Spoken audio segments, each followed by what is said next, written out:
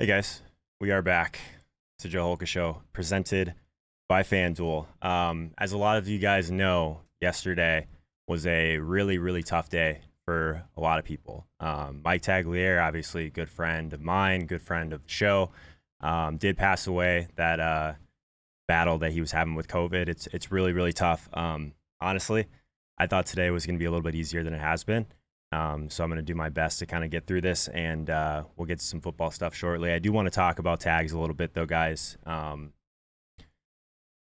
only was he a really good friend to all of us, he was someone that was probably one of the better people I have ever met in my entire life. So I don't ask you guys a whole lot. I don't want anything else this entire stream, but if you guys even can contribute $5 to the Tagliere Family Fund, I know it would mean a lot to Tabby. I've met Tabby in person. I've met Mike, obviously.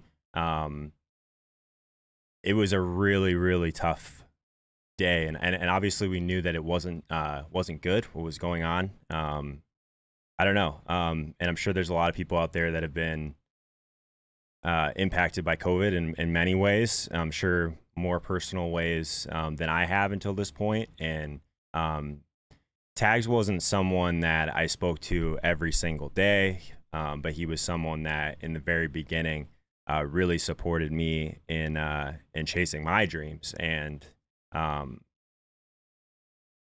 he was the first person I met off stream, which I tweeted about yesterday. And if you guys aren't super interested in this, that's fine. We will get into some football stuff. I promise you that. It will be as normal Sunday as it can be. But do want to talk about Tags for a second. We met for the first time actually at a Buffalo Wild Wings. This is when I was still playing pro hockey at the time. Wasn't quite sure what I was going to be doing after hockey. And anyone that played sports at at a high level or just did anything super competitively, you know that it's really hard to figure out what's next at times. So I had followed Tags. I was always really into football, obviously. Fantasy took it a little bit more seriously than most of my friends. So actually saw that he had moved out to Arizona. He was from Chicago, so I was back home for the summer. And I just saw on Twitter that Tags is yeah, gonna head over to Buffalo Wild Wings to watch some football. I think it was Thursday night or something like that. If anyone from the industry wants to come chat, me and Tabby will be there. So got in my I didn't have a car at the time because I was living in Canada during the year, and got my mom's car, drove up to Buffalo Wild Wings, which was closer to where he lives. So it was a 45-minute drive. Got out there, and I was super nervous. I mean, Mike wasn't as big then as he was now in the industry, but he was always someone that I really respected because you could tell that he had a very true connection with his fans and a really true connection with football. So I got there, and again, I wasn't sure what it would be like just to meet someone offline for the first time. Again, it was something that I was still trying to figure out what I was going to do. Met Tabby. Tabby is amazing. And the strength that she showed through all of this was very admirable, obviously, to do this for their two kids. It's just heartbreaking, guys. But meeting Tags, he couldn't have been more normal, couldn't have been a nicer guy. And what I really remember about this, guys, and not to take any, I guess, sort of, it's just so brutal. What I really remember is I was personally going through a pretty tough time around this time. Not just the hockey thing, wasn't sure if I was going to continue playing. Was also going through a really tough time in my personal life with a former relationship who wasn't as supportive in the things that I wanted to do through hockey, after hockey, all of that stuff. And why I've always kind of really identified with Tags and Tabby was it was the first time that I just saw how supportive she was of him in everything. And this is before Tags went full time. But she was always just pushing him to do what he loved. And I'm sure you guys have seen it on Twitter. Mike walked away from a very lucrative job in banking to go after football full time. And a lot of that was the support that he had at home, the support that he had with Tabby and his kids. So for something like this to happen to him is just so brutal. Like I said, when I was trying to figure out what I was going to do, he basically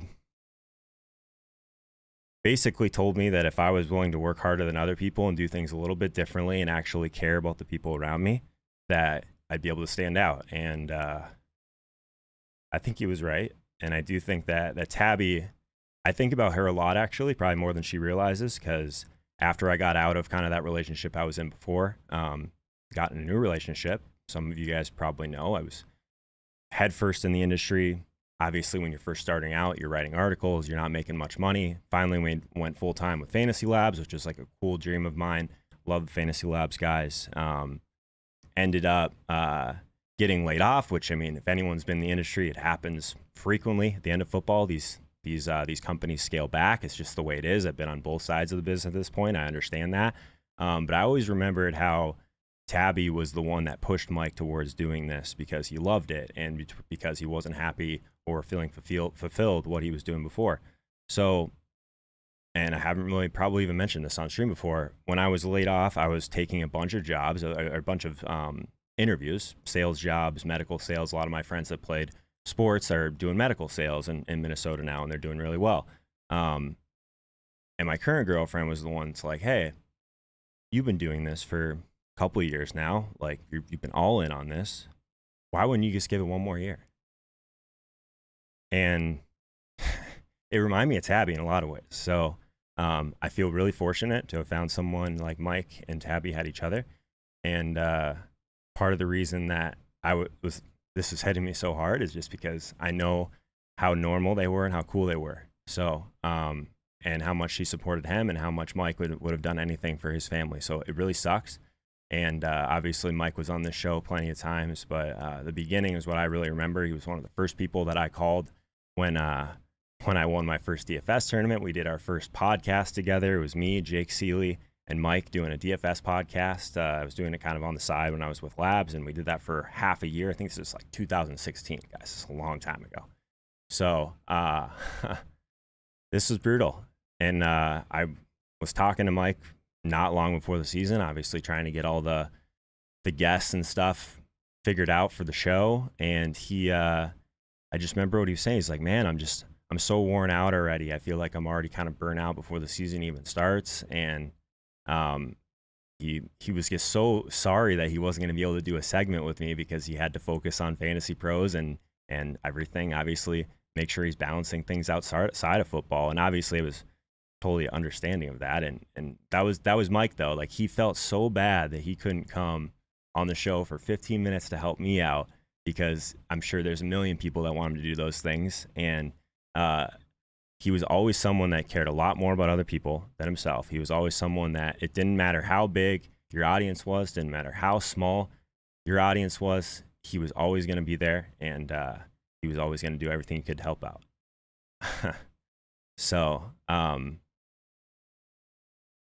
I will definitely be thinking of him and his family. So I would hope that you guys would, like I said, $5 towards his family. I'm scaling back a ton of my action today and just going to put it right into this fund.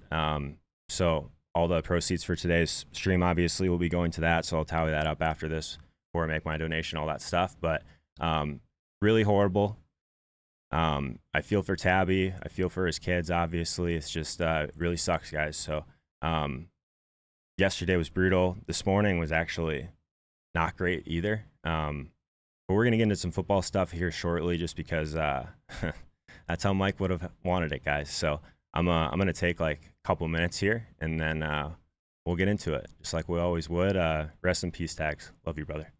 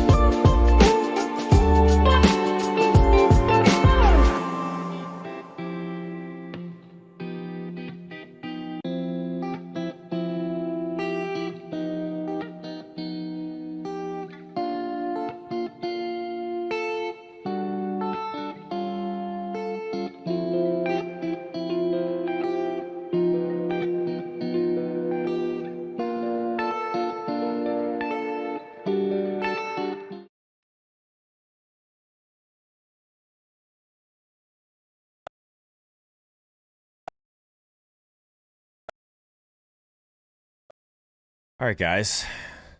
There's definitely no easy way to transition outside of that, but I guess the one thing that's great is that we get to talk some football today, and that's something that Tags. That's the way he would have wanted it. He wants to be someone that will obviously remember as an extremely hardworking person, but man, I don't know many people that cared about football as much as Tags did, and they cared about fantasy football as much as Tags did. So we are going to get into this slate. Obviously, week 3, it's just flying by. We're going to start this like we always do, though, guys, with a poll. So who will be this week's highest owned player? I do think that this week is one that is a little bit different than the ones that we've talked about so far this year. So I am excited to talk about the strategy behind it. But thank you so much for the kind words in the chat, guys. Man, I didn't think it was going to hit me this hard. And man, as soon as that go live button was hit today, just started thinking about him. So means a lot, guys. Thank you so much for the support. To place your vote, as always, !, vote, space, and the number. If you're here for the first time, this is a sub-only vote, so make sure you subscribe to the channel. Let's get some more people in here, and we'll talk through this slate. Definitely think that one of the things that we've had so far this year to talk about is kind of a stars and scrubs approach, right? Just because earlier in the year, there's always going to be pricing inefficiencies as we're catching up, but also even outside of week 1, these injuries that happen, right? So all eyes will be on Dalvin Cook if he ends up playing. We might not know right away. So I'm going to keep this news up. If I miss this as we're going through the positions, guys, definitely let me know. I don't believe the Schefter bomb came through last night with any news on Dalvin Cook outside of him being unlikely to play. I don't know if we have anything that's super significant there. So I'm attacking this slate like Alexander Madison is going to be the next man up. And we've talked about Madison plenty of times, but the fact that this is an afternoon game, I think we have to leave ourselves a little bit of flexibility here, and we'll talk about that at the running back position. So I didn't put him in the poll, but who do we think is going to be the highest owned player? We got Cooper Kupp, we got Chris Godwin, we got Robert Woods, CEH, Saquon Barkley, or other. So, like we saw earlier this year when we had the news about the late-breaking news for the San Francisco running backs, we see a lot of people just pile into Raheem Mostert. But that was a 1 p.m. game. Now, we're not going to have this information until the afternoon, I would imagine, until warm-ups. So, definitive information. So there's going to be a lot of people that are going to set their lineups and they're going to move on with their day. Those people are not going to have Alexander Madison. So I do think it's a leverage opportunity for sure. Okay, so some people are saying that he's out, Madison is in. The last I saw, he was unlikely. So perfect. I'm glad we did get that news this morning then. Okay, so that's good to know. Well, I mean, I was already kind of progressing like that was going to be what happens anyways. His price is extremely low, which we'll talk about at the running back position. So I would imagine that's where a good chunk of these others are, but let me check and see here. Someone said the graph is blurry. Does anyone else see the graph blurry? Make sure you change your settings to 1080p, guys. Okay, so yeah, I would imagine a lot of these 6s are for Madison. Perfect. That actually makes things a lot easier as we talk through the slate. I don't have to go this scenario versus this scenario. Susie said graph's good. Okay, cool. So we have about 400 people in here. Let's try and get this vote up to 100 people. Cooper Kupp is still leading the way. Looks like a lot of Saquon love right now. Very interesting. As we're letting some of these votes trickle in, I want to shout out some of the super chats. Like I said, all the proceeds today going towards the fundraiser for Tags' family. Lorenzo, thank you so much for your $4.99, my man. I'll make sure that gets to them. What else we got in here? Just want to make sure I didn't miss any of these. Rob Bailey, thank you so much, man. That $10 super chat means a lot. Trust me. It's pretty crazy that $283,000. I know there was a big donation from Fantasy Pros, but just shows how loved he was and how you never met someone that didn't like tags, that's for sure. So let's jump into quarterback, guys. I think we have a pretty good feel for where we're at, I guess, on ownership. And now that we have the Madison wrinkle to this slate, makes things a little bit more clear, which is good. Mark, thank you so much for your $6.99. Appreciate that, bro. Let's talk through quarterback first, because I do think that going through some of the stacks is what we would how we would probably best attack this slate, because I think that there's some cheaper stacks than we would normally have in play on a slate like this. So let's see if I can find this poll here. Miami Mike, thank you so much. Wow, $49.99 for the tags fund. Thank you so much, man. That's very generous of you. Let's see. Gotta end this poll. NSFD, welcome to tier 2, my man. Thank you so much for the support. All right, so let's check out quarterback first, because if we can get a feel for this ownership here, then we'll talk through some stacks and some game environment stuff. So who's going to be the highest owned quarterback today, guys? Are people going to have enough money to pay up for Lamar? If you think so, exclamation point vote space 1. Justin Fields, his first NFL start. Patrick Mahomes, Kyler, if you're paying all the way up. Danny Dimes, if you would rather not go the Fields route, similar price tag, different way to save salary, or other. Where are we at on quarterback right now, guys? Dalton Raboyne, thank you so much for that donation to tags. It's great, man. NSFD, the $20 on top of that, tier 2, man. Thank you so much. Hedgie, $5 towards the tags fund. Thank you so much, man. Nate Frog, vote 6, Stafford. Stafford definitely in play. That's going to be one of the more popular games, I would imagine. I think if we're just talking through some game environment stuff, obviously some of the games that we're going to be focused on with Alexander Madison and that wrinkle, Minnesota, Seattle is something that we're definitely going to spend some time on today. LA, Tampa Bay, Kansas City, and the LA Chargers. I do think there's going to be a little bit of steam on this Tennessee and Indy game with a lot of sharp people talking about it. Those are some of the game environments we're going to be focused on for sure. Hope to win. Thank you so much for that $10 super chat, my man. J-Web, $10 super chat. Casey, $10 super chat. MVP Hardcore, $10 super chat. Thank you so much, guys. I'll make sure that this gets over to that fundraiser. It's very generous of you guys. Justin Herbert, King says. Interesting. Okay. I like that game a lot. Gives you a little bit of a different access to it. So a lot of others so far. I mean, quarterback's definitely one that we normally see be a little bit flatter. Making Mahomes teams, though, guys, is not easy right now. The double stacks, at least, which we'll get to. Got a bunch of new subscribers, too, guys. I'll make sure I shout those out at the end. I want to make sure we get into a little bit more football today, since you guys indulged my my little story about tags. So, as far as the quarterback position goes, guys, let's talk quickly about the top end first, and then we'll get to some of the value plays, because I think that that's one of the ones that it does feel like an interesting week, right? We have guys like, let's start with Justin Fields. Like, we've seen him in action so far. We've seen him in college. He's got mobility, all that good stuff. We've seen these quarterbacks come in and play extremely well early on before defenses have a chance to kind of react to what type of style they're going to have.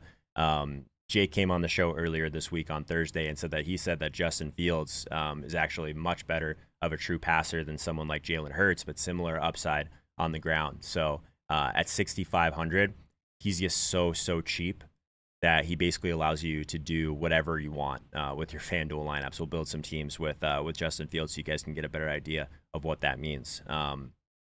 So between like the preseason, the regular season, we've seen him rush the ball a ton. He's only gotten into the box once on the ground, but and it's not an easy matchup by any means, guys. I think that the Cleveland defense is something that we're going to be talking about from a leverage perspective. But Allen Robinson, Darnell Mooney, like he has the weapons around him, right? You could argue that he has better weapons around him than someone like Jalen Hurts did coming into the league last year. So I do like the Fields play a lot. If you did want to move up to someone like Daniel Jones, obviously their prices are a little bit closer together on some other sites, but he is $900 more expensive on FanDuel. Jones is someone that I've gotten some flack talking about in the past, saying he's a mobile quarterback, and maybe the people that are watching this are a little bit more tuned in than some of the hate that I got on my Daniel Jones love earlier in the season. But his rushing ability is good enough, but it's really about some of the weapons, guys, that he has around him, like Saquon getting healthier. We have some deep threat options like Darius Slayton. Sterling Shepard is someone that have a ton of shares of from this offseason, just because I think he does end up being like that true safety valve guy. Even Evan Ingram, who's extremely cheap. So there's weapons around him. The defense is bad, but also, like we talked about offensive line play, I think that it matters more for certain quarterbacks than others, and it actually can be, if your offensive line is struggling, it might end up leading to a little bit more scrambling and running from Daniel Jones from the start. So I actually do really like the Daniel Jones play today. I think versus Fields, you're going to have to try and get an idea of where you think the ownership is going to be. I think that Fields is probably going to be closer to 10% or so. Let's just see what Run the Sims has to say here. We have a lot of other in the vote, though, so that's good to know. So just looking at the quarterback position, if we sort by ownership, let's move over to FanDuel here. Go to the 13 main slate here. So at quarterback, ownership-wise, I just want to see the difference between. So Fields is only coming in around 4%. So pretty similar on FanDuel is where you don't need the salary as much. So that's good to know. But 6,500, guys, that's a crazy price tag. That's a crazy price tag. So I think that the cheaper guys, both of them are in play this week, no doubt. And both of them really easy to stack also, which is extremely important if you're going to try and get that cheaper stack. It's something that, especially if you're trying to target some of these early games, guys, if you hit on that Justin Fields to Allen Robinson stack early, it can set you off to be in a really good spot. If you hit on this Danny Dimes to Slayton or Danny Dimes to Sterling Shepard in the 1 p.m., it can really set you off to be, do I want to play some of this Minnesota and Seattle game? Do I want to play some of this LA and Tampa Bay game? You know what I mean? So I don't think it's going to be contrarian by any means, maybe a little bit more contrarian on FanDuel when you don't necessarily need the savings. But I do think this is a slate where there's not going to be, at least to me, I don't see this elite running back spot at the top end to pay up for. I don't see this super elite wide receiver spot at the top end to pay up for. So I think once people start building rosters, it's going to be harder to actually pay down for some of those guys. But building in just the raw points, I think, is something that is super important this week in particular. So if we can get some of these guys from just a raw points perspective that can give us, I don't even like using the word floor because I think people kind of take it wrong in general. But if we can get in, even if a Derrick Henry's in not the best spot, even if an Alvin Kamara is not in the best spot, we know that their usage and their floor should be relatively safe. I guess Kamara maybe not the best example of that, just what we saw last week. But we're talking about if we don't have that true elite ceiling type of slate, I think this could be a relatively lower scoring slate outside of maybe a couple games. So we'll get a little bit deeper into that. Kara, thank you so much for that $19.99 super chat. I'll make sure that gets over to the Tags Fund. Thank you. Very generous of you. Bunch of people talking about Fields in the chat. Swaggy says Daniel Jones over Fields easily. Very interesting. Yeah, Galladay is questionable. Good call, Kevin. But I actually kind of like the idea of going to some of these guys coming off injuries just because you can get them at far lower ownership overall. So outside of those guys, if we end up moving over kind of to the top end of the quarterback position, it's not as easy to spend up for Kyler Murray on some of these other slates. He is $9K. But this is a slate where I think you can get to him. More or less, guys, like this is a spot where we have a couple of these elite quarterbacks, and let's head over back to Run the Sims for a second. A couple of these elite quarterbacks. We got Kyler and Mahomes. But also, like, it's just not a spot where I have enough faith, I think, in Jacksonville on the other side to make Kyler one of my core plays today. It's not even really the price. The price is fine to get to him.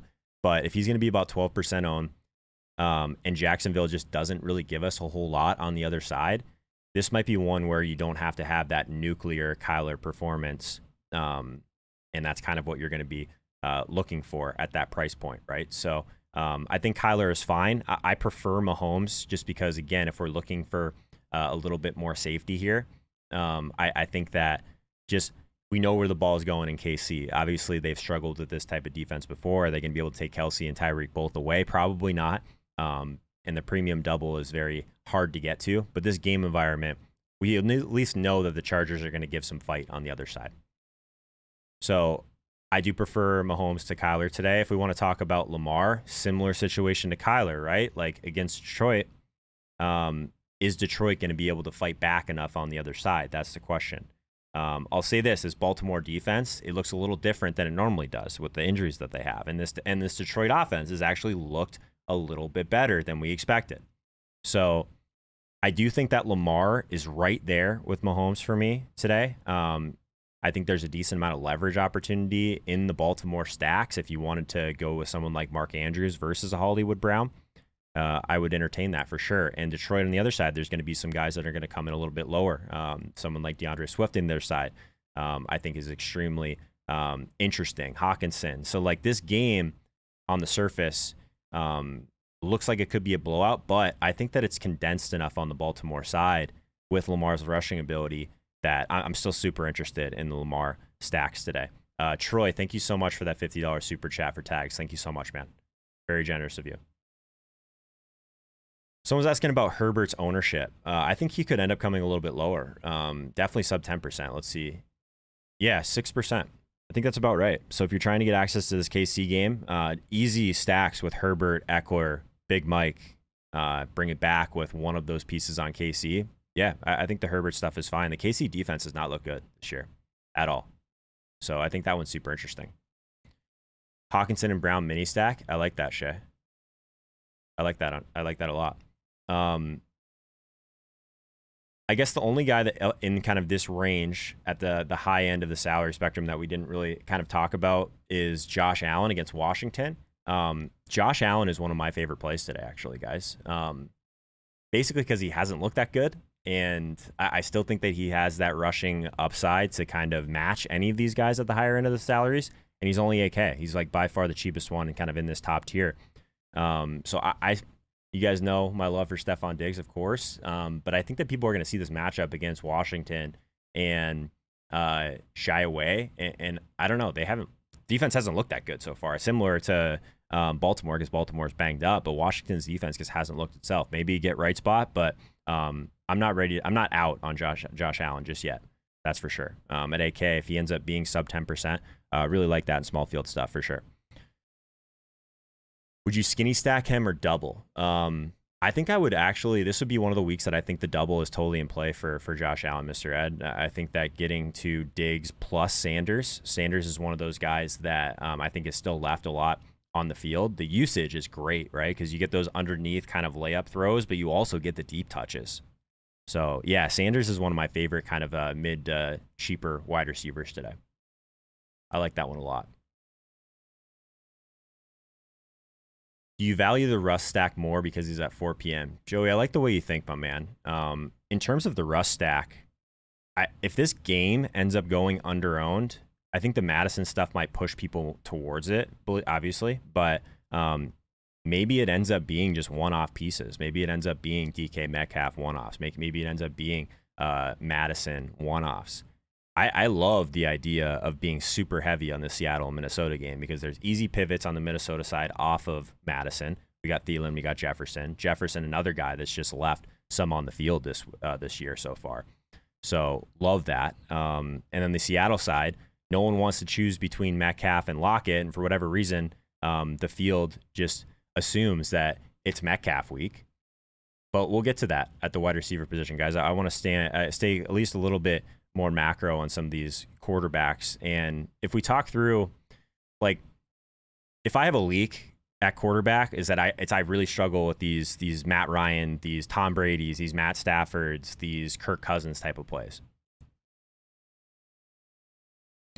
Because they don't run, obviously, but it's the ceiling and the floor that comes with them. But on a week like this, where, like I said, I don't know if there's going to be that true ceiling play that just jumps off the page that you have to pay up for once you're building rosters. So the raw points aspect of just getting that extra touchdown, essentially, from Kyler Murray, from Lamar Jackson, just because they're what they're going to give you on the ground.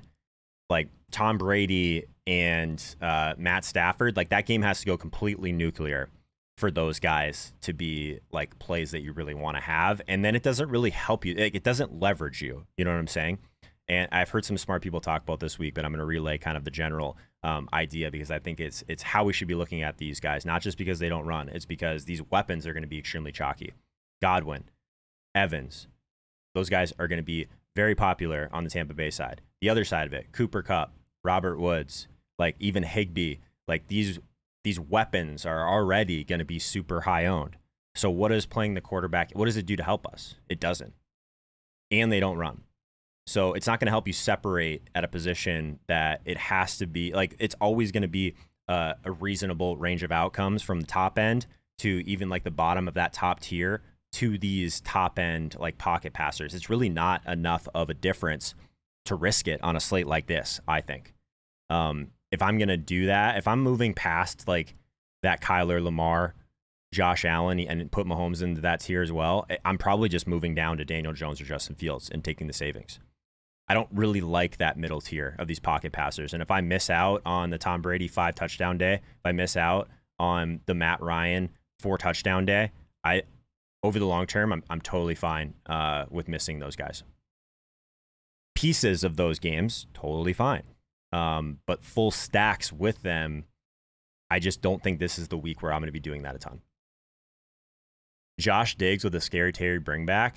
Man, the Scary Terry play, I'm in on that one for sure. We'll talk about it. I have a video. I don't know if it's out on Twitter yet, but we talked about that with Hodge actually very early in the week. Yeah, Brendan, looks like we did get clarity on that. So I think that's most of the guys at the quarterback position. So let's keep pushing through here, because I want to have some time at the end to talk through stacks and talk through some of your guys' questions. So let's go ahead and close this one out. And let's move on to running back. And I'm going to edit this poll on the fly here, now that we have Madison news.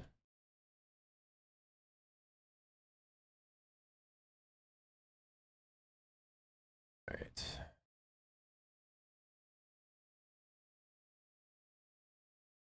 All right. So looks like Madison is vote for. That is extremely confusing, being all the way at the end. Hang on, I'm going to close this one out.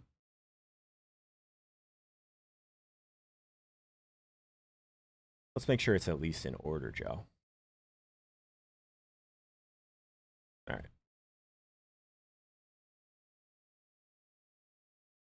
There. All right. And an other, since we have some contrarian people in the chat, of course. All right. So top running back week 3. This is a sub-only vote, so if you haven't already, would love it if you consider subscribing to the channel, toss a like on this video, all that good stuff. Let's blow this video up a little bit, guys, so we can kind of bring some more awareness to what we talked about at the very beginning. Saquon, Eckler, Henry, Alexander, Madison, Taylor, or other. Where we at? Exclamation point vote, space the number. Let's get a good vote here of where we're at on the running back position. We're taking into consideration price. But I do think that this is one where, like I said, I don't know if the top end is as strong as it normally is at the running back position. And that's not just because I've evolved a little bit in the way I'm building rosters. It's just it doesn't really seem like there's just that slam dunks, like just smash spot at running back this week. And I could be totally wrong, but at the top end of the salaries, it's a week where, I don't know, maybe I'll end up paying a little bit more for some of these elite wide receivers. We'll see. The drop-off just seems very steep. Where we at, guys? Let's see how many votes we can get in the chat. Niners Worldwide says, we all know it's Trey Sermon today. Love it, man. Is Gibson a good pivot off of Madison? I do like the Gibson play a lot, Jonathan. Yeah.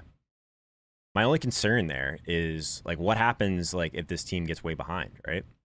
If we're projecting Buffalo to kind of, at FanDuel Sportsbook right now, they're minus 7.5 point favorites. If we think Buffalo's going to get ahead, you're basically banking on the fact that Gibson's going to remain on the field a ton, you know? But no, I do like the call quite a bit. The Gibson's one of the top guys in that tier for me right now, for sure. Where are we at right now? A lot of Eckler love in the chat.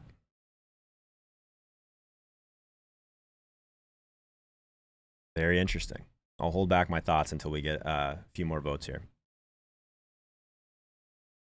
Make sure I didn't miss anything here.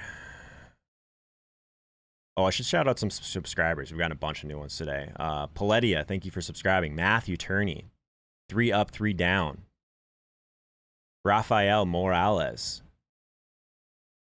Who else we got in here?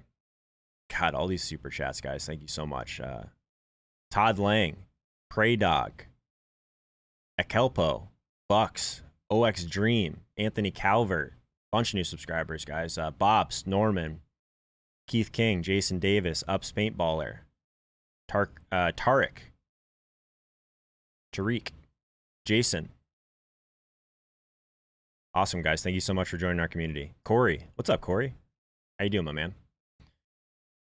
So let's move over here in a sec. It looks like Eckler is going to be one of the guys that you guys are prioritizing this week, and it's hard for me to argue with you when it comes to the way that pricing shakes out here, because these Eckler, like 7K, this is one of the ones I think from a price perspective that really stands out. We talked about this KC defense hasn't looked great, but what's the one thing that the Kansas City defense really struggles against? And it's these pass catching dynamic type of running backs, and maybe that's by design. They're fine just allowing that at the very bottom and just letting kind of keeping everything in front of them. So Eckler at 7K, we saw the passing role kind of come back last week. We saw him remain in that goal line role. He's just way too cheap, and it gives us access to this game where there's going to be a lot of points. So it's one of those situations where I think that Eckler's fine on his own, but I prefer him in mini stacks with some sort of KC option on the other side, because the way that this really goes nuclear for Austin Eckler is if he can be extremely active in the passing game, and we would hope the KC side will do their part. So I like Eckler a ton. I do. I think that he's still one of the guys that I'm definitely prioritizing on FanDuel this week. Jeff Donovan, thanks for becoming a member, my man. Welcome in. New Holkamaniac. Jonathan, Niners Worldwide. I got Niners sub. What's up, Niners? Appreciate you guys. So it looks like Eckler's you guys' top running back play right now in the poll. That's interesting. A bunch of others, though. So let's talk through a couple of these other names. Again, at the very high end, what do we do with Derrick Henry after last week? Because let's think about it for a second. And we just absolutely nailed this one last week, right? So I know a ton of people in our community had Derrick Henry, even though he wasn't as popular across the industry, just because it doesn't look like a great spot, but it was a game that we expected to be super competitive. So whether you landed on Derrick Henry in late swap or you started there, it just made a lot of sense, right? Because in these games that are close and competitive, they're not scared to just give Derrick Henry the ball 35 times. So my worry today is not even just the price. It's that if this game doesn't stay competitive as long, I don't think he has that crazy ceiling in these games that aren't going to be as close. You know what I mean? If they don't need to lean on him that hard, why would they? And he's always going to be a threat to get in the end zone. He's always going to be a threat to break off these massive plays. That's not what I'm saying. I'm saying at 9,700, we need a massive score here for him to hit kind of the high end of that. So it's something to keep in mind. I do like the mini stacks in this game a ton, which we'll get to. One of my favorite ones of the entire week is Jonathan Taylor and A.J. Brown. So if I'm going to be a little bit heavier on A.J. Brown today, which I will, it's just going to lead me to probably a little bit less Derrick Henry. Jason, thank you so much for that $100 super chat, my man. Tough day indeed. Tough couple days, but appreciate that donation, man. I'll make sure that gets over to the fund. Mikey boy, your $13.99 Canadian is very much appreciated, my man. Thank you so much. Appreciate it, guys. Yeah, if anyone's just coming in here, this is the fundraiser for Tagliere's family, and looks like that. Let's refresh this here. $291,000 raised already. There was a pretty significant donation from Fantasy Pros, of course. But man, this is wild. It shows what happens when we can come together for a good person who left us far too soon. So all the donations today, everything from the stream, is going straight to this. So we'll keep this thing rolling. Outside of Derrick Henry at the top end, one of the things that I'm a little bit nervous about is Alvin Kamara. We talked a little bit about how if this offense doesn't really show too much early on the season, that it could be a problem, right? Everyone wanted to just anoint Callaway as like the next coming of whoever. He hasn't shown it a ton yet. So this offense in a spot against New Orleans against New England, where I think that the pace is going to be extremely slow. New England is totally fine just kind of slogging up these games, making it gross and trying to make it close at the end. That's not really a great spot for fantasy. On the other side of it, who from New England? I mean, it's easy to say, take away the best weapon, but I mean, it's a little different at running back. They can scheme the ball to Kamara in so many different ways, where I think his floor is actually a little bit safer this week than it was last week, believe it or not, because I don't know if there's someone on New England that can cover Kamara. It's different than a wide receiver who you can almost kind of take out of the game in certain ways.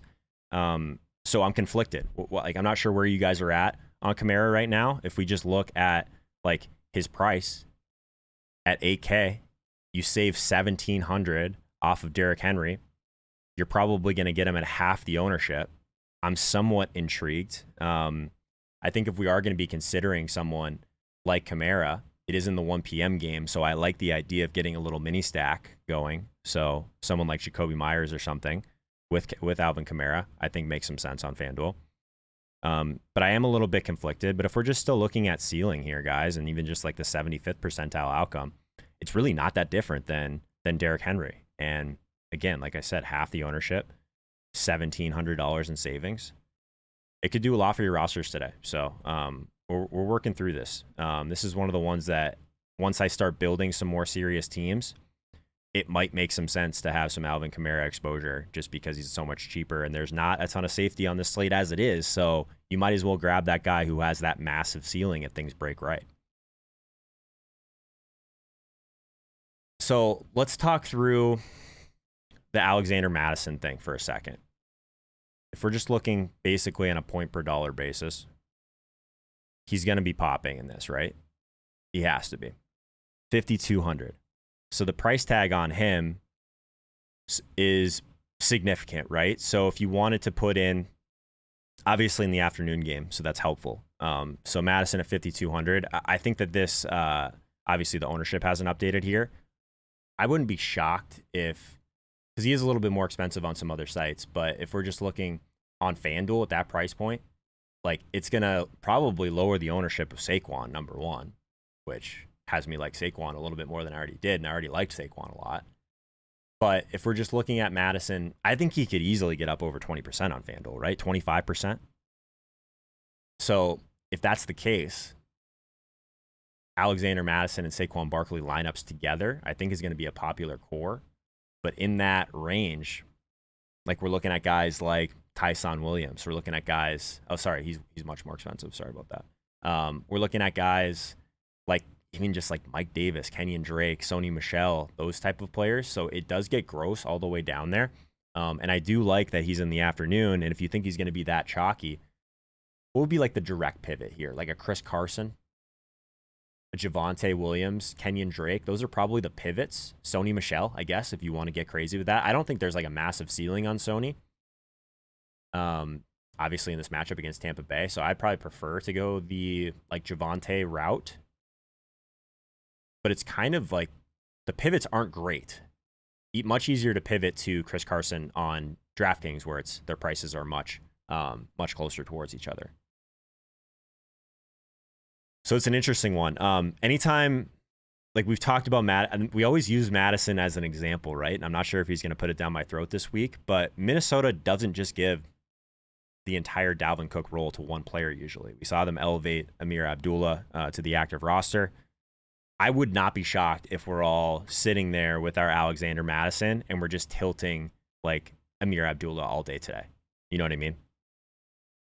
That's going to be brutal. And it's something we've seen before in this exact situation. So that's my concern.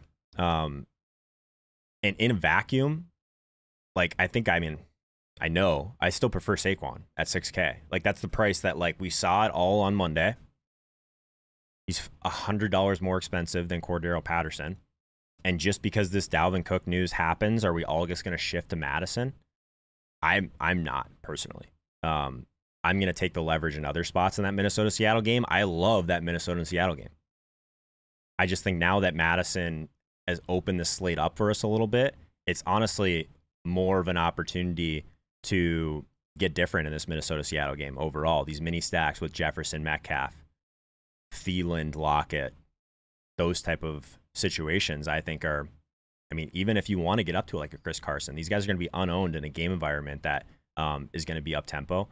There's going to be a decent amount of passing in this game overall. Maybe Minnesota skews a little bit more pass-heavy without Dalvin. It's possible. It's possible for sure. So, I mean, this game overall seems like just an easy stack opportunity to set in your lineups before the slate starts, see how you do early, get some contrarian plays early, and if you end up hitting on any of those, then maybe you end up staying on your Minnesota stack. Maybe you stay on Madison, something like that. So I think the easiest way to do that is probably to use some of these cheaper stacks like the Fields to Robinson, the Danny Dimes to Shepard, those type, or even Danny Dimes to Saquon. Still a reasonably positive correlation there, believe it or not. Probably because Danny Dimes hasn't gotten the end zone as much as people realize. Got some people talking about Mixon in the chat. I think Mixon makes a really solid leverage play in the morning game. So I like that one quite a bit. I'm just going to see if there's anyone else in that price range that stands out. Let's just look at it quickly. So Joe Mixon, if he is at 6,700, the pivots, I thought 13%. That's a price. That's a little bit higher than I expected against this Pittsburgh defense. So honestly, I think he's fine from a volume perspective.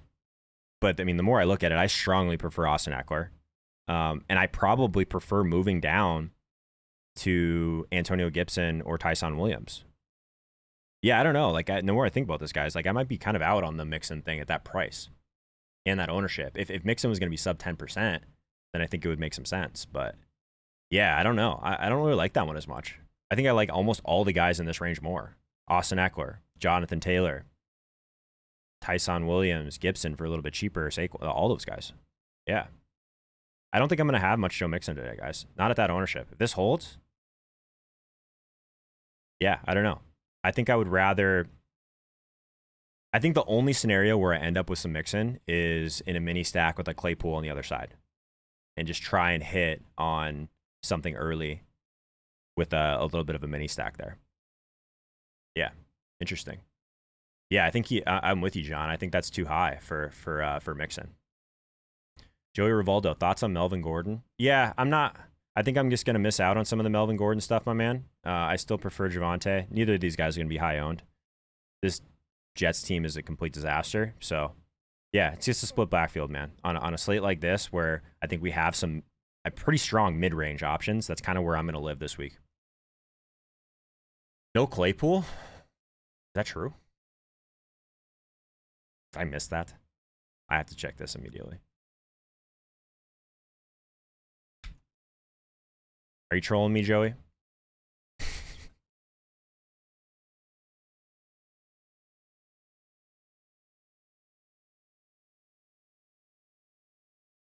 I don't see anything about Claypool being out. Lies. Joey's trolling me. Claypool's in. Yeah, I don't know. DJ's out. Yeah. I'm with you, it's Mookie. The badges look good, by the way. Oh, you mean start Juju? I don't mind the Juju play in larger field stuff. Yeah, that reminds me, guys. we haven't even talked about it once today. So just quickly, the Joe Holka Show Listener League. We are already at 82% capacity in this thing. It's a $5 3 max tournament. Fanduel.com/Holka will get you right into this thing. This is our community contest that we've been running every week. I will be doing a review on this contest each and every week. It's completely rake free. 3 max tournament. Very flat payout structure, 2K to first. It's one of these things that if you are playing not a ton of volume, these are the type of edges that you should be taking advantage of, playing these good tournaments like this. So get in there. It does support the channel, of course. If you haven't played on FanDuel ever in a while, would appreciate it if you guys would use FanDuel.com/Holka to do so and get into the Listener League. It's the way to go. Look, I didn't even change the scene. I'm out of it right now. Okay, this is it, guys. The Listener League. You can see the prize structure, all the good stuff that I was just talking about when no one can see it but me. Okay, so where did we leave off the running back position here? I think we talked through a lot of these. Probably didn't touch on Jonathan Taylor enough. He's one of my favorite plays of the entire week for sure. I just think that game could end up being one that the mini stacks with AJ Brown, like where do we think that he's going to end up? We'll get to wide receiver in a second, but if AJ Brown is sub 10% in some of the larger field or smaller field stuff, I'm all over that.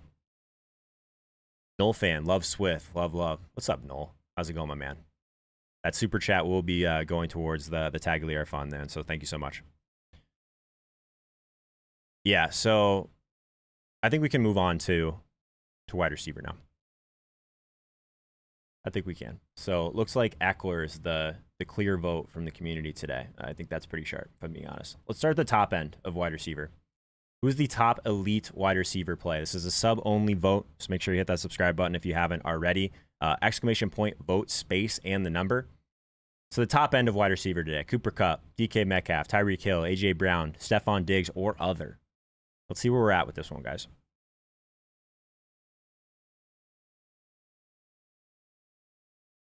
There you go, Armando. Get in there, my man. That thing might fill. Don't be that guy that like procrastinates getting in the Listener League and watches that thing fill. Jonathan, just so you know, my man, in order for your vote to count, exclamation point, vote, space, and then the number. If you just put the number in there, it's not going to register. These are finicky. I might mess around with some other way to do polls. I'm not sure. Brad says Metcalf is due. Yeah, I think the ownership on the Seattle wide receivers is going to be super interesting. People are just waiting for DK Metcalf. Like, is Lockett just not going to be a thing again? If Lockett is like half the ownership of DK, I'm going to lose my mind.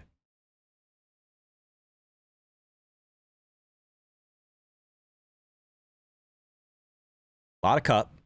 Man, what the Kupp thing is so tilting. At least, so the positive thing about Kupp, obviously last week he was a great play and I had none. A lot of that had to do with him being in the 1 p.m. slot. Now that he's in the 4 p.m. slot, I could see myself having a bunch of Kupp today with some lineups that are doing well because Kupp's a great play again. We'll get there, but yeah, hard to hate on that.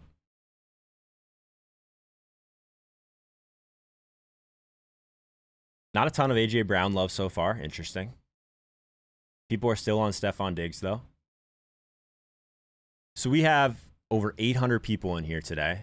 Obviously, appreciate everyone that's been with us. I know it started out a little bit heavy, but yeah, what we kind of do here is we get a pulse of all the different kind of plays at the positions, and then we'll talk through each of them. But I'm always curious how these polls are going to go, right? So we have over 800 people. Don't be shy.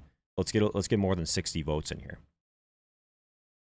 Swaggy says Patrick Peterson is washed. Yeah, I'm not super worried about Patrick Peterson against either of those guys, my man. I'm with you.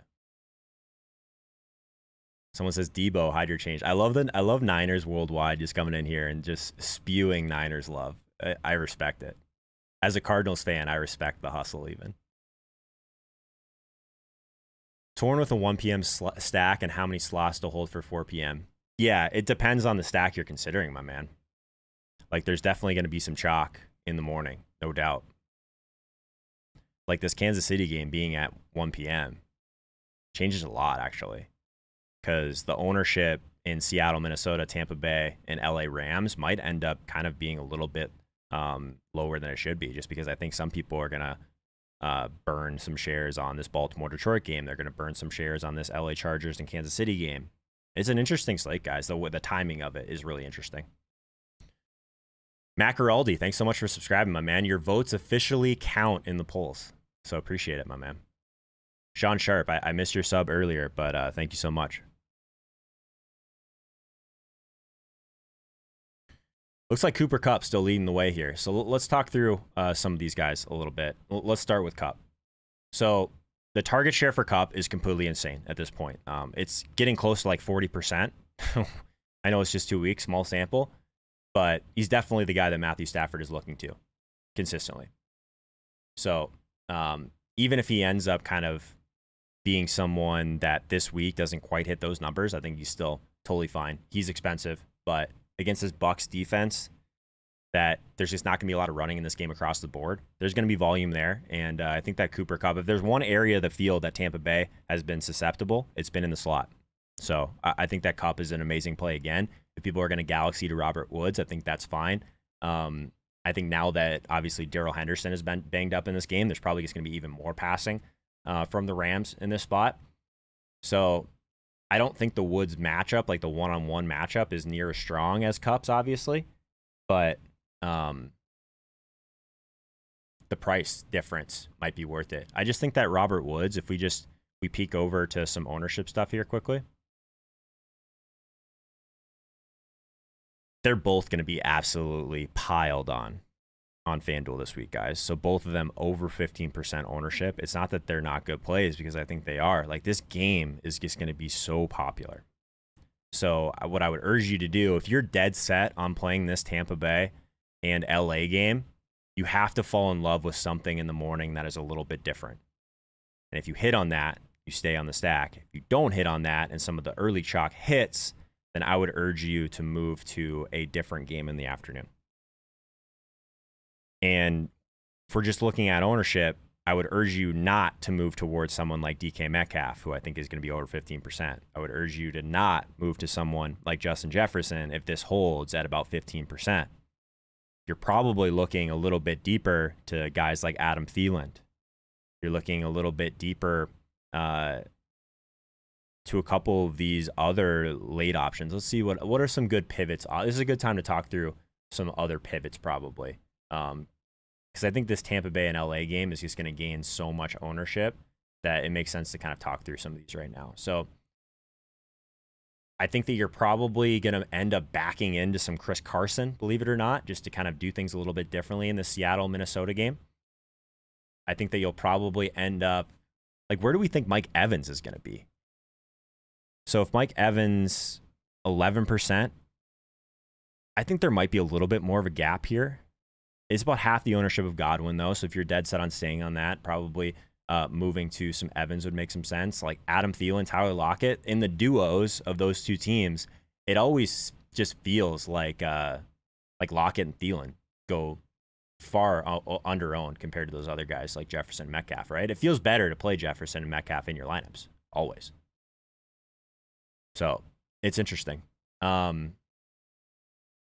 There's not as much like crazy ceiling at like the lower end. Like if you wanted to move into some Sony Michel, just hoping that he is significantly lower than someone like Alexander Madison, I think that makes some sense.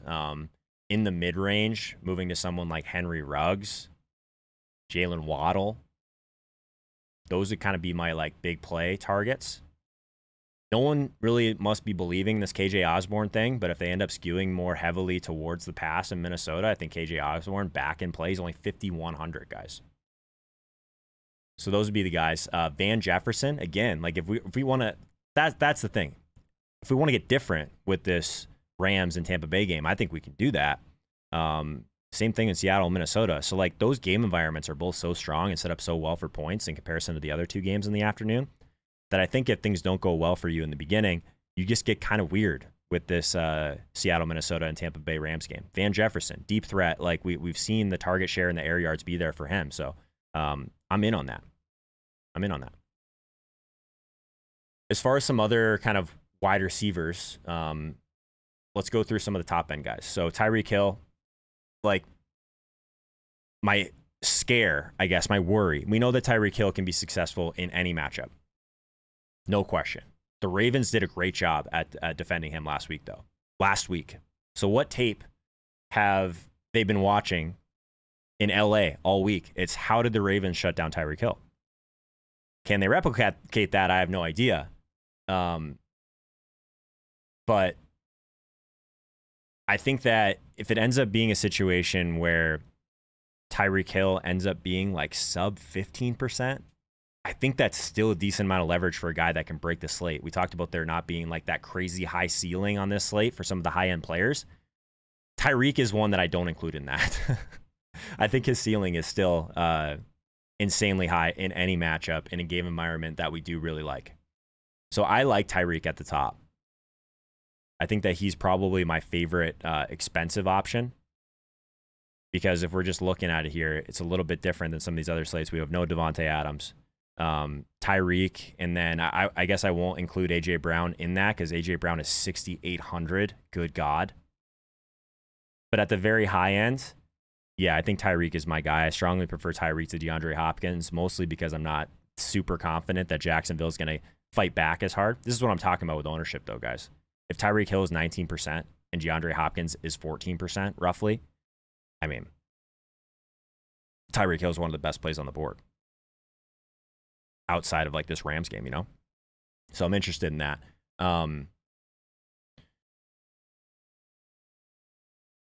I guess like we talked a little bit about some of these other really expensive guys. Once we move down a little bit to someone like Stephon Diggs at 7,700, it's a little bit more difficult for people to click on Stephon Diggs. It's the 1 p.m. game. It's Washington. It's all of those things.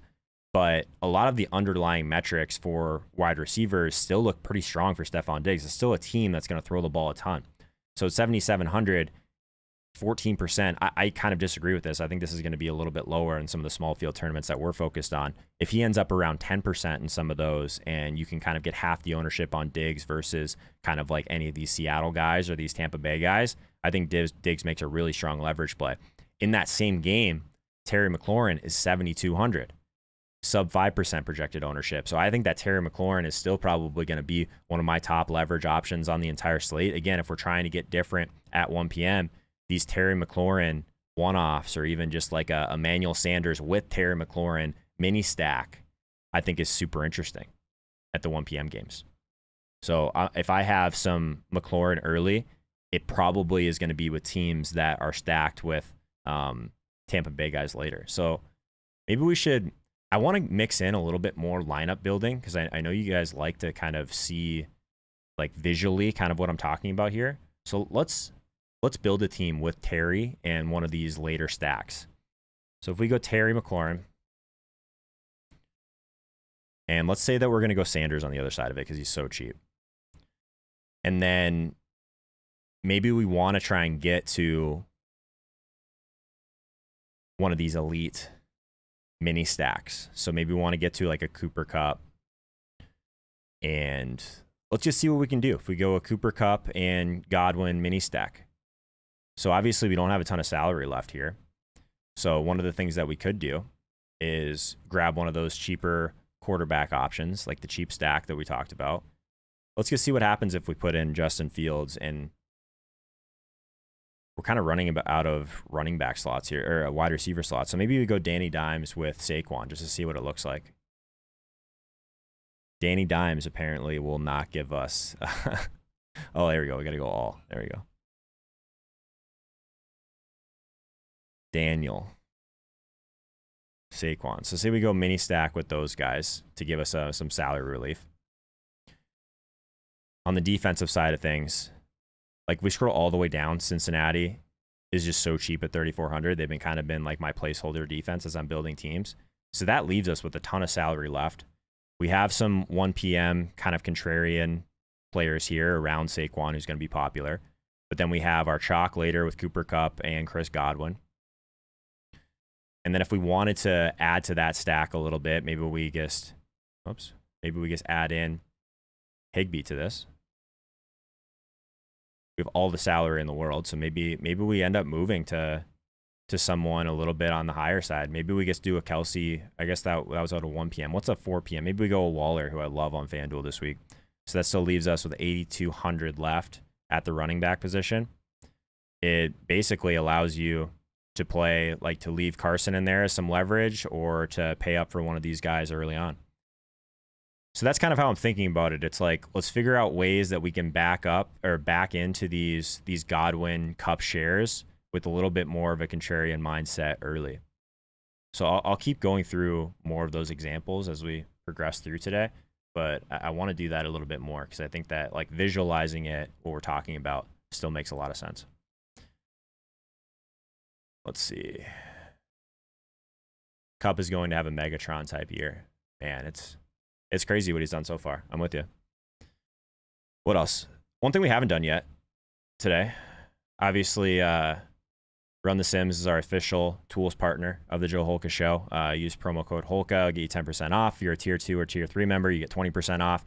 But one of the coolest tools in this is the DIY simulator. So we can simulate this entire slate and see what types of lineups are popping most frequently, which players are kind of ending up in these optimal lineups after 10,000 simulations most often. So what's kind of interesting, we haven't had a slate like this, and we were just talking about how there isn't like that true high-end ceiling for some of these running backs and wide receivers. Who are the first two guys that are in the most optimals today? It's the tight ends. It's Kelsey and Waller. Very interesting. So 22% of the optimal lineups on FanDuel, after simulating this slate 10,000 times, has Travis Kelsey in the tight end slot. Very interesting. You want to know what else stands out to me right away, guys? It's Alvin Kamara. Kamara is in 22% of the optimals right now. Wow. Okay. It's got to be a price thing, right? 8K for him versus Derrick Henry. Like, we have to scroll down all the way. Only 15% Derrick Henry, 22% to Alvin Kamara. And then we got these guys in the middle that we're talking about. We talk about Cooper Kupp. We talk about the high-end Tyreek Hill, Justin Jefferson, those guys. Chris Carson, interestingly enough, popping in this as well. Chris Godwin all the way down here. Very interesting. If we just like scroll down a little bit, not a ton of Saquon in the high-end FanDuel optimals. It's kind of interesting. I always like to look at this like halfway through after we've gone through some of the positions. So tight end should definitely be a priority to us, is kind of what this is saying. Did we miss anyone at the high end of wide receiver that you guys want to talk about? We talked about A.J. Brown. I think he's just in an absolute smash spot. Love A.J. Brown with the Jonathan Taylor teams. Let's build one of those quickly since we just built a team basically. Let's do one more of those before we move on a little bit. So let's just say that we want to go with A.J. Brown. I hate that you have to type there we go. And Jonathan Taylor mini stack. Can't type today. So I do think A.J. Brown's gaining a little bit of steam. Jonathan Taylor, I mean, he's going to be popular, but that price tag at 7K, where I think a lot of people are going to go Eckler, really stands out to me. What's something else at 1 p.m. that we really like? I'd say that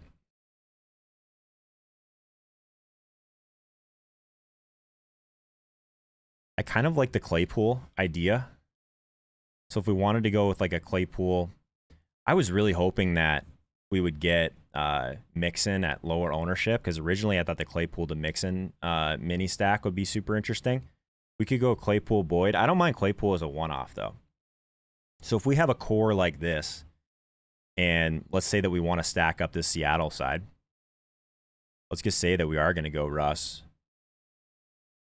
Pick your poison. Let's just say that Metcalf, we'll just do a single stack with Russ, bring back with Justin Jefferson. This is like a pretty common probably stack today, Russ, Metcalf, Jefferson, but we have a differentiating Jonathan Taylor, A.J. Brown, and Chase Claypool with still a decent amount of salary left.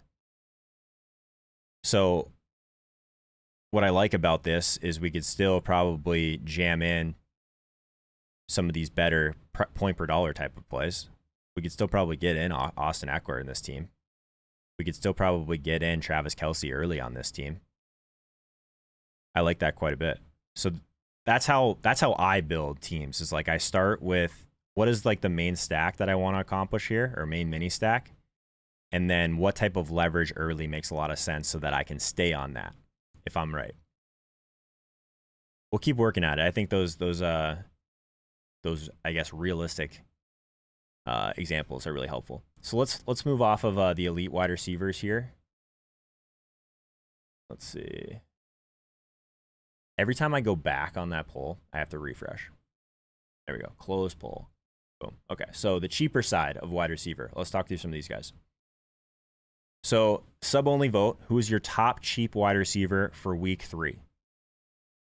So subscribe to the channel if you haven't already so you can get in these polls. But Mike Williams, Chase Claypool, Tyler Boyd, Robert Woods, Hollywood Brown, or other. Exclamation point vote space the number. Where are we at on like these mid-range to cheaper wide receivers this week?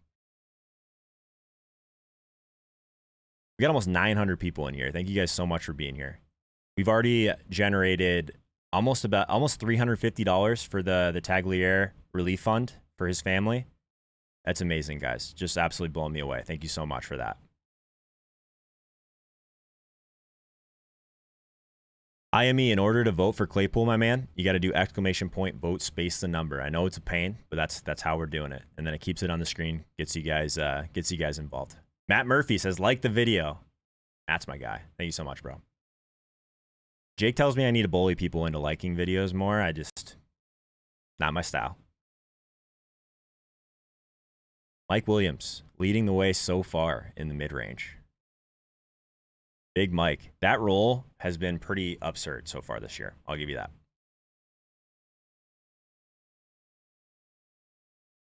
Osborne or Van Jefferson? I like both those guys, Rob, and totally different roles. Like Van Jefferson's going to be that deep threat that isn't going to get a ton of targets, but he's going to get those high-value targets. I think Osborne's still probably a lock for 4 to 5 targets. Doozy, I mean, there's 600 people that can't click a thumbs up to help you. Mind-blowing stuff. Yeah, tough scene, man. Tough scene. It's all good, though. Just being here is more than enough, guys. Appreciate being here on a Sunday. Cup or Adams? I mean, it's probably Adams, right? But Adams isn't on the main slate, Swaggy. Matt Murphy, I will bully the chat, a la Jake Seeley. Love it. Mike Williams is heavily skewing in favor of this vote right now. So we got 800 people in here, 59 votes currently. So I'm going to let this thing roll for at least another minute or so. While I'm doing that, I'll mention one more thing here, guys. Every Monday, we do a giveaway from Pristine Auction. So there is a link in the description for this. There should be. If there's not, Doozy, can you throw the link to this in the chat by chance? I forget this every time.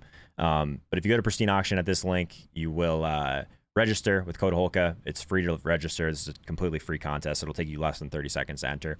We got the Justin Herbert jersey behind me, the Oregon Ducks jersey. We got a Miles Sanders jersey and a James Conner jersey. So we'll be doing a drawing on stream tomorrow. Obviously, if you're here for the first time, I stream every Monday and Thursday at 2 p.m. Eastern time. Obviously, Sunday mornings, 9 a.m. If you're a Tier 2 member, all your your tickets in the drawing will double. If you're a Tier 3 member, your tickets in the drawing will triple. Looks like we have, let's see how many we got in here right now. I'll check this. How many do we have in the drawing right now? We have 162 people currently in the drawing. So, like I said, completely free to enter. Link in the chat, all that good stuff. Let's see where we're at on this poll. Cheaper wide receivers. Mike Williams still leading the way. We got 70 votes in here. Robert Woods. We talked about Robert Woods. Still think that the passing game there is super interesting just because Darrell Henderson out. Obviously, just the pass-heavy volume just across the board is something that is going to be super prevalent in this game. Someone that I didn't put on this that we should talk about quickly as you guys are doing a few more votes, I guess. What about Allen Robinson? Like with Justin Fields, obviously the first start, it's not a great situation, offensive line versus this D line. But I think that Allen Robinson still, like he almost connects for a long one last week. Like leaving some, I guess, quote unquote air yards on the field, no doubt. Same thing with Darnell Mooney, by the way. Both these guys are cheap. But I kind of like the mini stacks with Robinson today. And Robinson is very cheap. So I think that's kind of interesting. We talked about Claypool in the middle. Claypool not getting a ton of love from you guys. Are you guys worried about the targets from Ben? I guess that's the biggest concern, is that it's just not their efficiency on, like, basically his catch rate overall has not been good. Nicole Hardman's an interesting one, guys. If you're trying to get cheaper access to that Kansas City game, he's had a pretty steady role. And he's like been separating a little bit from DeMarcus Robinson, which is what we like. So I do like Hardman a lot if you're trying to go super cheap. I'm not completely out on a guy like Elijah Moore on the super cheap end. These are like guys that I didn't include in the poll. But I think that the game script is just going to continue to be there for the Jets. So I don't know. I think Elijah Moore's talented to break a big play. I think that the Jacksonville guys across the board, Chenault, those type of players, are interesting again, just because I think that they're going to be behind the whole game. Game script should definitely be in their favor. But in this mid-range, guys, I'm with you that Mike Williams just really stands out. And if you are kind of trying to stay away from like the Woods chalk, Hollywood Brown is someone that has been playing in the slot a lot more. So normally this would be a matchup where we wouldn't be super excited about someone like Hollywood Brown. But I think in this one in particular, since he's been playing so much more in the slot, that's kind of where we would be attacking. This Detroit defense has been absolutely shredded through the middle of the field. Bernie Carls, man, thank you so much for that $50 super chat. Super generous of you. RIP tags, thanks for everything, Joe. Thanks, Bernie. Appreciate you, bro. Make sure that gets over to the Tagliere relief fundraiser. Ryan said that Hollywood is out. Is that true? I just didn't have as much time to look through the Schefter bombs today. This changes a lot for me right now because I think I have a Marquise Brown roster. He returned to practice on Friday, guys. Is that true? We got people just saying lots of weird stuff in the chat today. I don't know what to believe. Bryce, I think Will Fuller's fine. I think I prefer Waddle still. Can someone tell me if Hollywood is out? I'm not seeing that anywhere. But now I'm distracted. Search on Twitter.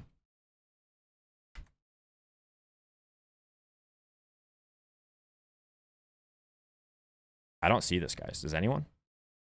Hollywood's still questionable tag. Yeah, okay. So keep an eye on it. Obviously, he went back to practice, though. Limited. We don't know if it was a limited or full practice, I guess. But, man, over a 30% target share for this guy. Still interested in that for sure. Let's talk through a couple of these other guys that are in the poll here. Boyd, obviously, with kind of what's going on in Cincinnati with some injuries, I think that he could still back into a nice target share. What are some of these others from the poll? Fake news, he's 100% playing. Yeah, okay. Ignore the chat. That's what I've learned today. Rondale Moore love from A. Bizzle. I don't mind that Rondale call at all. Some Will Fuller love.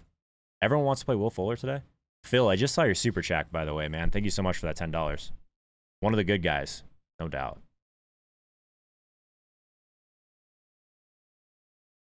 Let's see. Deshaun Jackson revenge game? Maybe. He's got a couple of revenge games now, right? Brady, I like the Odell call. So we were kind of piecing together what it would look like if we were to play like a mini stack with Allen Robinson and not play Fields. Maybe it's just like a Robinson and OBJ mini stack. I don't mind that. I think that's pretty sharp, actually. People are going to want to wait and see with OBJ, right? To see what he looks like coming off that injury. I think it's interesting for sure. I like that one. Emmanuel Sanders, if you can't get up to Diggs, I think is totally fine. Emmanuel Sanders and Terry McLaurin mini stacks again at 1 p.m. I think is interesting. Yeah, A-Rod, OBJ bring back. I like that. If he gets the full workload. But yeah, you're going to get him at a huge discount ownership-wise. Someone asked what his ownership's like. I'm curious. Let's look at it. Wide receiver. It keeps switching me out of the main slate every time I refresh. Okay.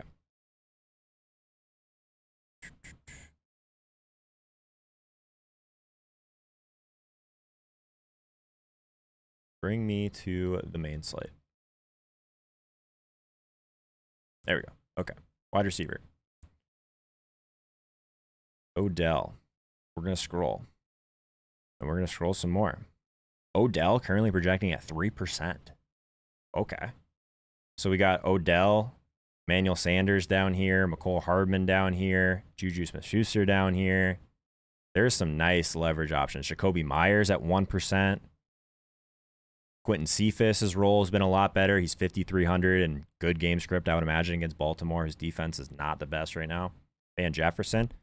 So there's some cheap options that I really like. If Terry McLaurin ends up being 4% and you can mini stack that with like a Emmanuel Sanders at 4%, love that. Kelsey or Hopkins? I'm prioritizing Kelsey on FanDuel today, Bryce. Any love for Doyle or Fant? Thank you for that $10 super chat, Torin. I think Fant's kind of interesting. I think that Denver offense has just been so much better than we expected. I don't have any Doyle shares currently and probably don't plan to. So I'd probably say Fant if you're in between those guys. Shay says just jam in Tyreek and build the rest. That could be the case. Joss, I prefer Claypool versus Kirk, my man.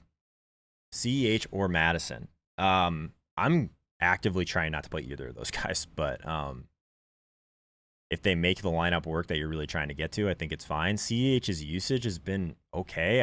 I'm not convinced that he's the answer there, right?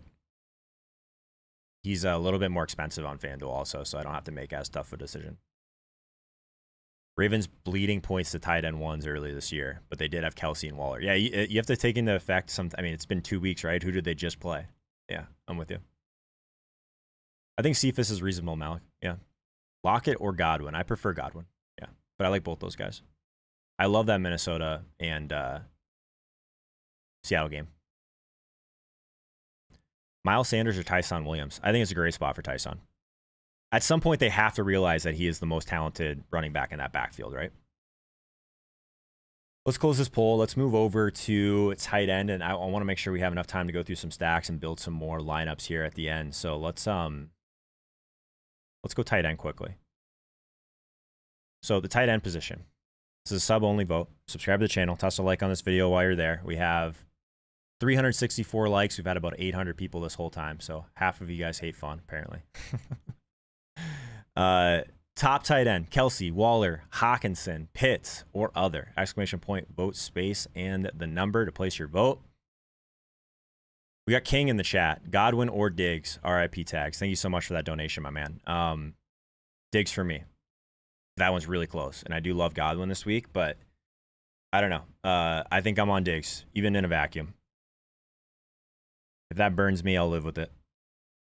There's got to be the Diggs blow-up game is got to be coming. But to be fair, it is very close. I think for one of those questions, and thank you, since you did toss in a super chat, let's bring in the rangefinder for the first thing today. As you guys are voting for tight end, I'll get this working behind the scenes. We got Diggs versus Godwin.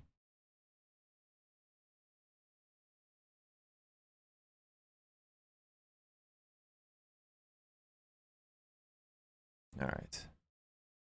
Mike Williams, recency bias. Yeah, that could be. That's something to keep in mind this time of year, guys. We have a 2-game sample with some of these plays.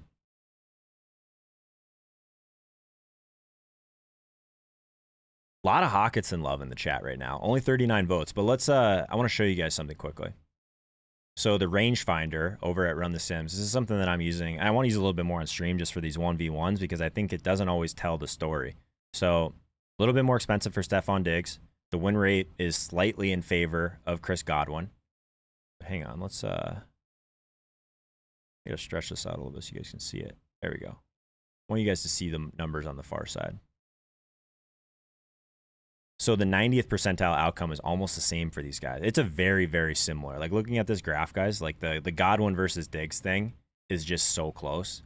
I think you just go with the guy that you prefer from an ownership perspective, and for today at least, that's Diggs for me. Ivan Black, thank you for joining the Holkamaniacs, my man. Tier 1 subscription. We'll see you in the Discord, bro. Thank you so much. Welcome. I've seen you lurking around the streams, my man. I love seeing the familiar faces make that that jump over to the Discord. You love it. Michael Stephanie's in here. What's up, Mike? How's it going, man? Give me the Chockelson. The Chockinson? I can't even say that. Chockinson all day today. Yeah, Hawkinson is one that I'm willing to take an L on. I'll say that. I thought that this offense was just going to be so bad. And I mean, same thing with Swift, by the way. So Hawkinson, Swift, we know they're good players. I think what I underestimated was how bad some of the other players would be around them. So the volume for these guys has just been crazy. And the game script's almost always going to be there, you know? So I'm with you guys on Hawk. I do think that Kelsey and Waller, like we saw it earlier today in the when we kind of ran the Sims, Kelsey and Waller popping in a ton of FanDuel optimals, probably because you have the salary to get there. And like we said, there's not that high-end ceiling at most of the running back slots today. As a Kamara owner, still feels like a trap. Yeah, man. I don't know. I want to get an idea of where the ownership drops on Kamara today, but I think it's going to be still higher than we think on FanDuel because you need to spend salary. Someone said, let's get 1K in the chat. Jeremy, it will happen, my man. Don't worry about it. We got to build a little bit of momentum earlier in the year. We got to have people find us. The best way for people to find us is for people to toss likes on the video. It takes 2 seconds. That's the play. You guys want 1K in the chat? We got to get some more likes. That's it. Frost says, can we gift subs yet? No, but I think YouTube Live, obviously Tim the Tat Man coming over here, a bunch of big names streaming on YouTube now. Gifted subs are just a matter of time for YouTube. That'd be really cool. That's one of my favorite things about Twitch when we were over on Twitch. Marcus Davis, thanks for subscribing, my man. A Bizzle says, haters be gone. Yeah, thanks to the Joe Holka team, the mods, we try and keep this a real positive chat all the time. All right, so let's talk a little bit about some of these wide receivers, these tight ends now. So I'm with you guys that we're prioritizing getting to Kelsey. We're prioritizing getting to Waller. But Hawkinson, like, he is literally the #1 target in this offense. Like, there's no doubt about it whatsoever. The target share for a tight end, I mean, through 2 weeks, he's over a 20% target share. Like, Jared Goff seems to, like, want to find that safety with Hawkinson. Like, when everything kind of breaks down, he's looking to Hawk. And, like, garbage time counts, too, in fantasy and in DFS, right? So I think this Ravens defense might scare some people off. But, man, 6,300 for him, it is a great price tag. If you did want to stay in that price range, I mean, I'm in on Kyle Pitts again, especially on these, like, Giants teams like that we're trying to get contrarian with early. I think these Kyle Pitts teams might end up putting you in a good spot going into the afternoon. From an ownership perspective, I'm curious where Pitts has dropped here. Pitts is at 6% right now on FanDuel. Let's move this over since you guys can't see the whole thing. There we go. Okay. Pitts all the way down here at 5%. If that holds, he's going to be one of my favorite plays at 1 p.m. to make, I think. I really like that. The salary, it's the same kind of thing. Like, we're going to see more Kelsey. We're going to see more Darren Waller. We're going to see more TJ Hawkinson. But Kyle Pitts is a pivot off of Hawkinson. Phenomenal pivot. I like that quite a bit. You can throw Noah Fant into that range as well. I think both those guys are interesting. If we're just looking at ceiling here, like, Pitts is still probably a top 5, top 6 guy. I definitely prefer Pitts to Rob Gronkowski, who I think people are still going to talk themselves into, right? Maybe not. Do people just not believe in the Gronk stuff right now? Because, I mean, if he ends up holding at 6% and Godwin and Evans are a lot higher than that, I might be rethinking the Gronk thing. I just like the mid-range at tight end a bit as well. Tight end is as bad as the slate is for running backs. It's a decent wide receiver and tight end slate. Marcus Davis, welcome to Tier 1, my man. We'll see you in the Discord. Thanks so much for the support.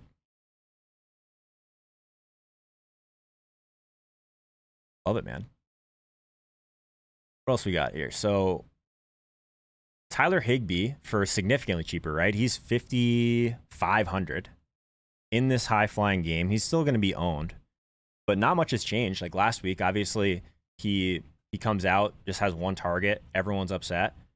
But, I mean, this is an offense that we're going to want to be targeting for volume every week. And just so happens this week, there's going to be probably even more volume because it's against Tampa Bay. So Higby, a little bit of a more contrarian way to back into this game. if he ends up being like sub 10%. I like that at that price, 5,500. If you're paying down, him and Jared Cook, probably my main targets if we're paying down on FanDuel tight end. I like those quite a bit. Yeah, I think those would be my two main targets. Maybe Everett if I'm running out some Rust stacks for a little bit cheaper. But yeah, I prefer getting to like the Higby range. Mark Andrews, is Mark Andrews going to go overlooked today though? Mark Andrews with Lamar, bring it back with someone like Swift on the other side to leverage all these Hawkinson people. I think that's interesting. But it looks like his ownership's going to be pretty similar to Hawkinson, so maybe not as much leverage as we thought. You guys don't really need me to talk through Darren Waller and Travis Kelce. Like, Travis Kelce literally would be one of the top wide receivers in any week if we were talking about him, right? You really have to pay up for him. He's 8,500. But I think we have the salary to do it. We did see him end up in a ton of the optimal lineups, so definitely prioritizing getting to some Kelce. So let's talk through a couple stacks here. And we'll build some more teams. Let's complete the poll, and we'll go over to our stacks. All right. What's our top stack this week, guys? Week 3, top stacks. This is a sub-only vote. Exclamation point, vote, space, and number. I'm distracted. Exclamation point, vote, space, and the number to place your vote. KC, Arizona, Tampa Bay, Seattle, Baltimore, or other. What's our favorite stack today? And we're going to build some teams. Can Cephas come through for Detroit today? Maybe. Decent cheap option, my man.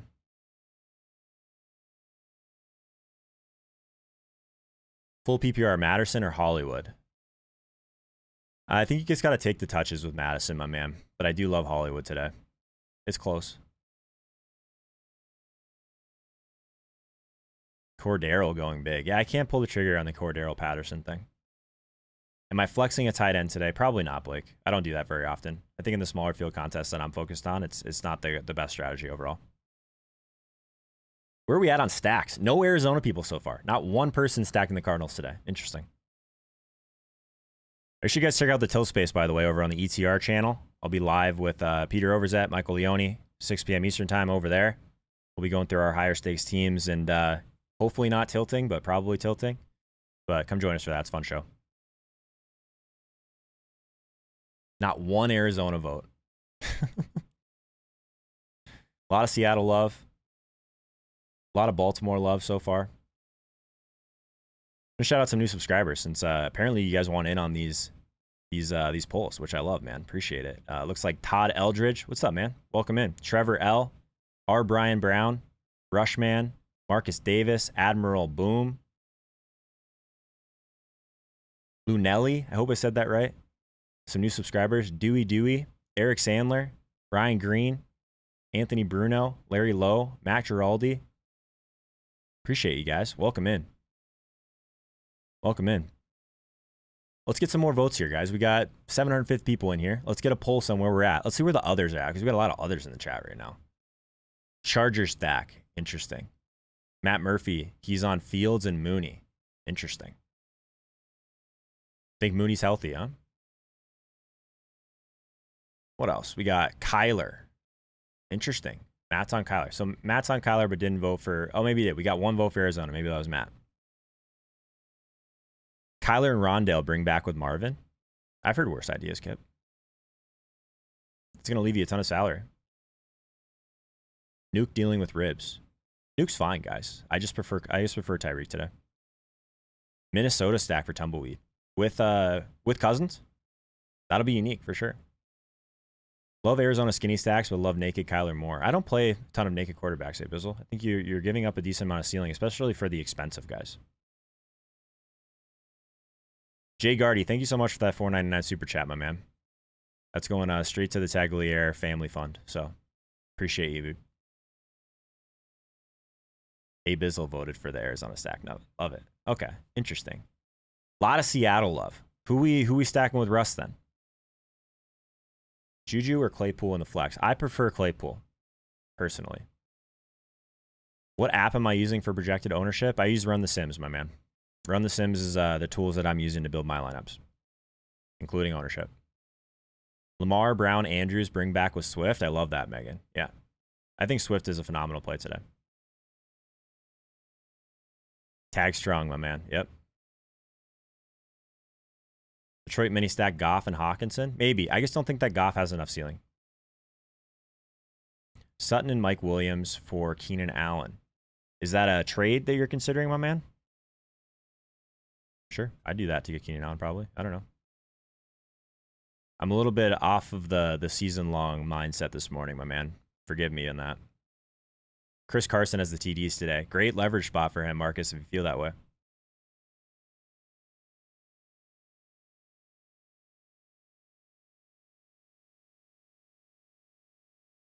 Jones Jr., Rondale Moore stack. Nice mini stack for sure. Should we build a couple more teams? I think that was actually that's super helpful to work through some of those, I think. So let's build. I'll let you guys. So our top stack here looks like it's a Seattle stack. We built one of those already. What happens if we go full Mahomes stack at 1 p.m.? We haven't tried that yet. I'm curious.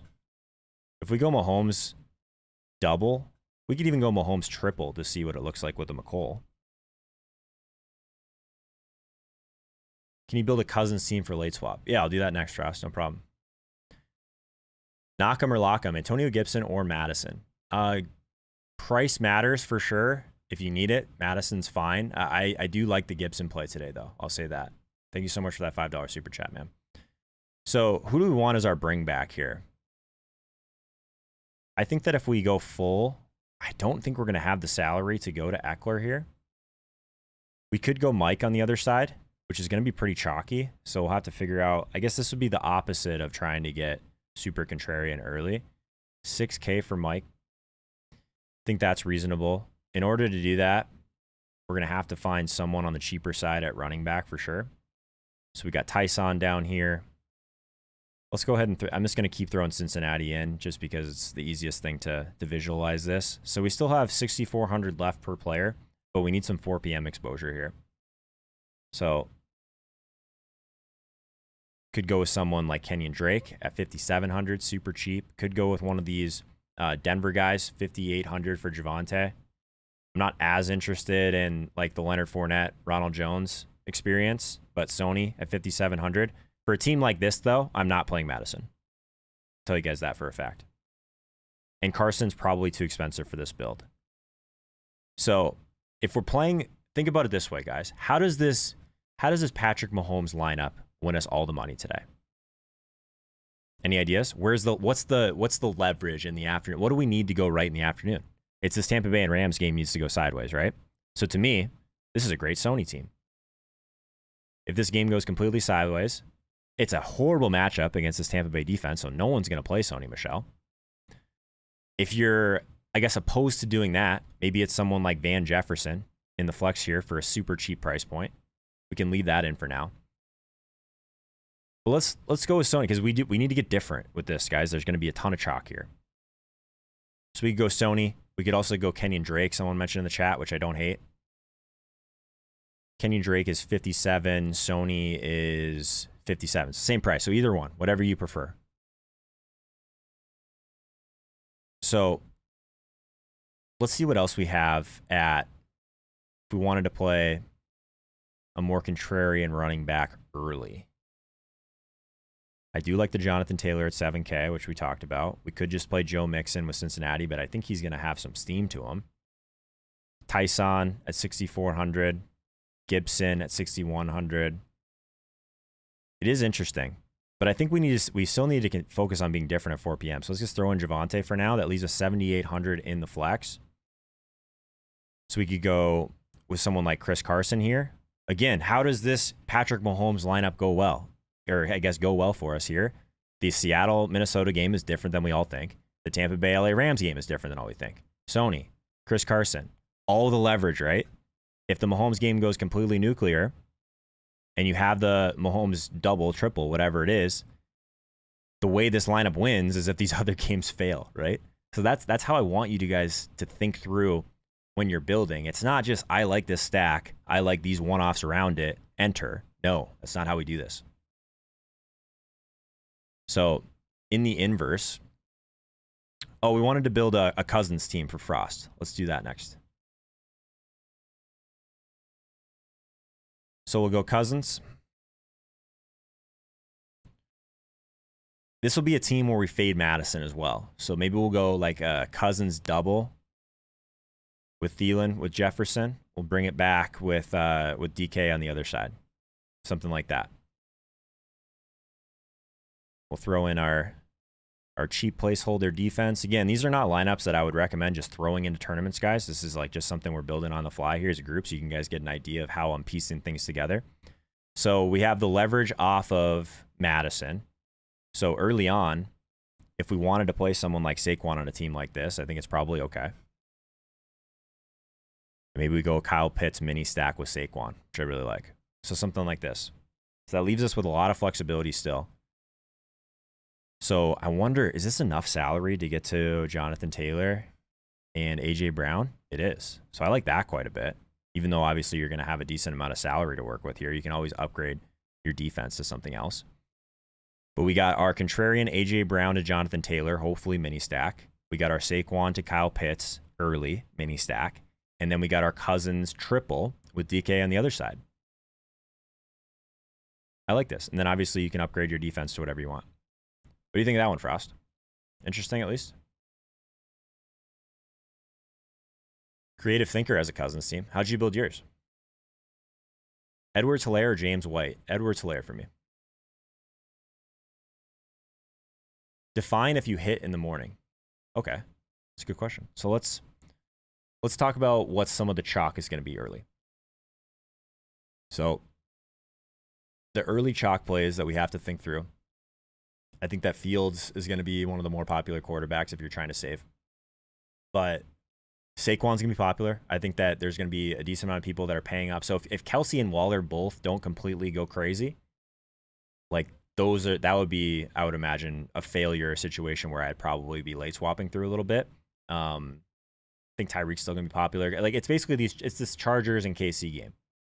So if you have that game early, you're going to have to get weird. Derrick Henry, I think, is still going to gain some steam on Fanduel for sure, even at that price. There's enough ways to get to it. Austin Eckler is going to be very popular. Mike Williams, like that KC game mostly is where a lot of that ownership is going to go. So I would say if those type of guys start to fail a little bit at high ownership, that's going to be a problem.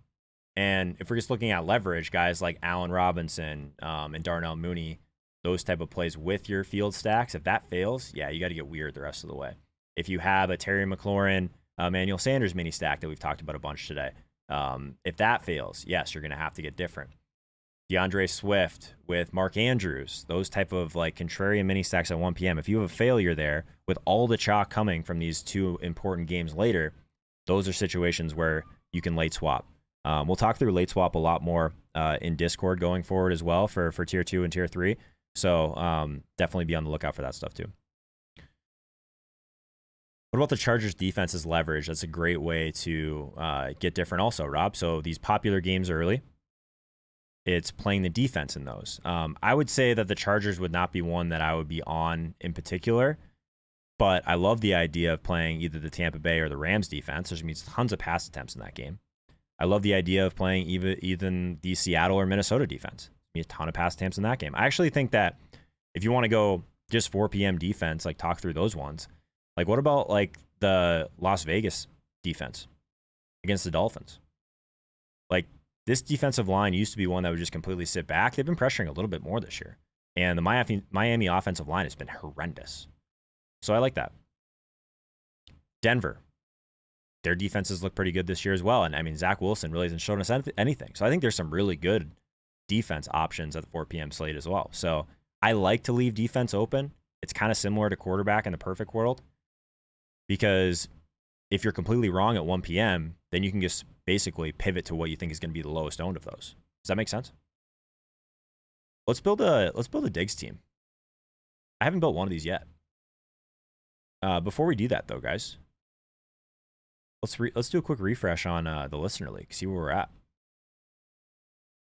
The Joe Holka Listener League. It's a 3-max tournament, $5, completely rake free. Fanduel.com/Holka to get in there. We are 86% full right now. So if you're not playing a ton of volume, maybe you're playing on both sites, whatever it is, I would say this is a contest that you should be in every single week. $2,000 the first. It's extremely flat. Obviously, no rake. pays out almost 30% of the field. You're not going to find that on DraftKings many spots. So whether you've never played on FanDuel, whether you haven't played on FanDuel in a while, I would start with fanduel.com/Holka. It does support the channel, but also it's the only way to get into the listener league.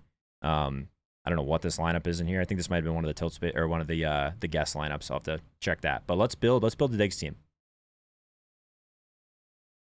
Because I do kind of like that. Like, we talked about having some quarterbacks late, but what about Josh Allen? What about the Josh Allen double today? Curious how those rosters shake out. Let's bring it back with Terry. I love this start. So 6,300 the rest of the way. Well, let's put our defense in and see where we're at. I think we still have a ton of salary here. 7,100 the rest of the way. So if a lot of 1 p.m. stuff here. So what I would like to do is grab a little bit of leverage at 4 p.m. So maybe it's Chris Carson instead of the Alexander Madison. Maybe we bring it back with Justin Jefferson on the other side. The salary we have left, we probably can't play Kelsey. No. Probably can't play Waller. Maybe. At that point, we're in like the Saquon range, which I don't hate. Because I am trying to get to as much Waller and Kelsey as possible, but this is like an example of a build that 1 p.m., very heavy, Josh Allen main stack, our leverage off of Seattle, Minnesota, hopefully, and then just another differentiator, I suppose, without having any Tampa Bay and LA Rams. Kind of interesting. I don't mind the Josh Allen builds. Herbert versus KC or Daniel Jones versus Atlanta. It's still Herbert, man. Yeah. I like both those guys, though. Which game do we have wins in, Alonzo? Is there wind in the Buffalo game? Let's check this. Wind is definitely something we're worried about. I don't care about snow. I don't care about rain. As the season goes on, we'll definitely have a lot more weather stuff to go through. Most of the time, it doesn't matter. 15 to 20 per hour sustained winds in Washington and Buffalo. Gusts around 30. So I don't think it's like a crazy impact by any means, but definitely a knock for the Washington Buffalo game. I'll give you that. There's a couple other games. Looks like KC has some reasonable like 10 to 15 mile per hour sustained winds. But I don't think there's any weather stuff that we really need to be focused on today, guys. Melvin Gordon in a nice spot. Yeah, it's just such a split backfield, man. I kind of try and avoid those. Jones and Saquon together in cash, okay? I think so, Kevin. Joe, what do you think will be the highest scoring FanDuel player regardless of price position? Love, Ian asks this question every single week. I love that. The highest, I mean, it's probably one of the quarterbacks per usual. Derrick Henry just broke that. I'm really close on Lamar and Mahomes this week. If we take out the quarterbacks, I think it's probably, I mean, it could be Derrick Henry again, easily. I think you can make a strong argument for Austin Eckler. That's how much I like Austin Eckler today. Kamara, I mean, can always break the slate, have that high-end ceiling. Like I said, I don't see like a crazy standout spot for the studs. That's what makes this slate so odd in some ways, you know? Best value running back under 6K. We talked about a decent amount of these. Under 6K. So obviously, if you're at 6K, it's probably Saquon. If you're right above 6K, it's probably Antonio Gibson. But under 6K, we got Javonte Williams at 5,800, who I like. Sony is in a terrible spot against Tampa Bay. It's mostly it's probably a late swap only thing for me. We haven't talked about Mike Davis at all, but people hate Mike Davis, but the usage is reasonable, and the Giants are not good. So I think Mike Davis at 5,700 is totally in play. I could see myself falling into some Mike Davis. He's going to be sub 10%. No one likes playing that guy. Yeah, and Barkley, Joshua. Yeah, Barkley's great. I mean, Barkley was on the field like over 80% of the snaps, guys. Like, he's not really being eased in as much anymore. The team's just not good. So I think that the Saquon game is coming, for sure. Do you have any more polls for you guys? I think we got through most of them.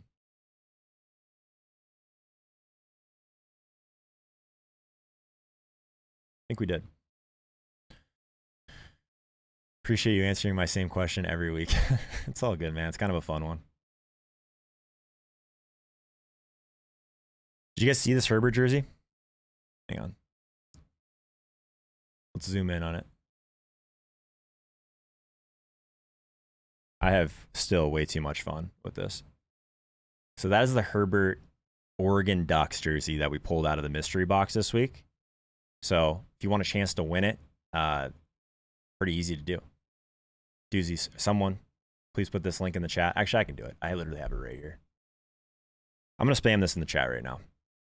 So that form that I just put in the chat, that'll bring you here.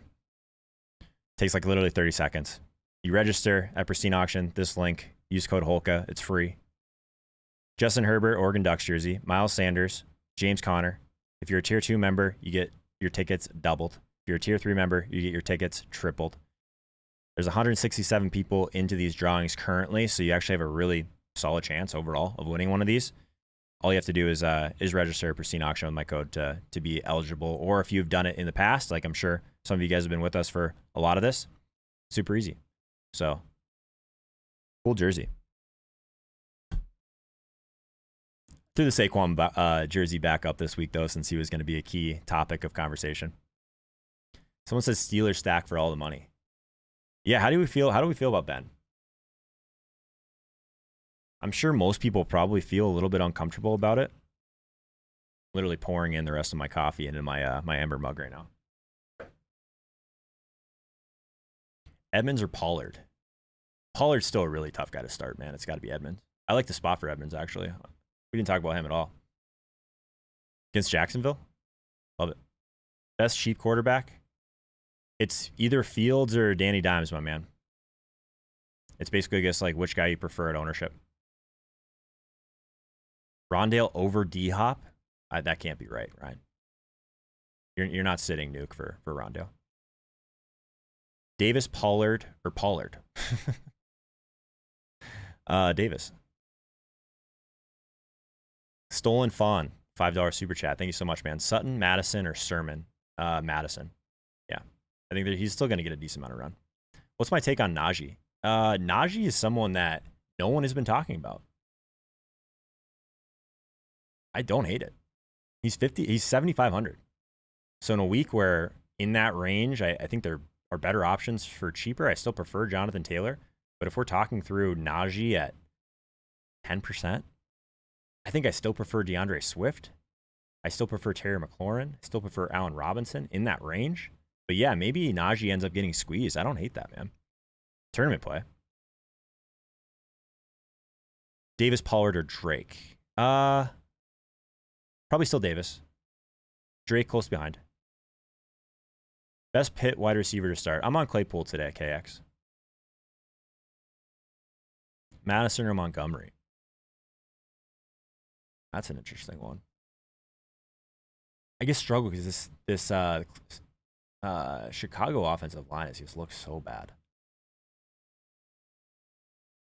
But yeah, it's probably still Montgomery, man.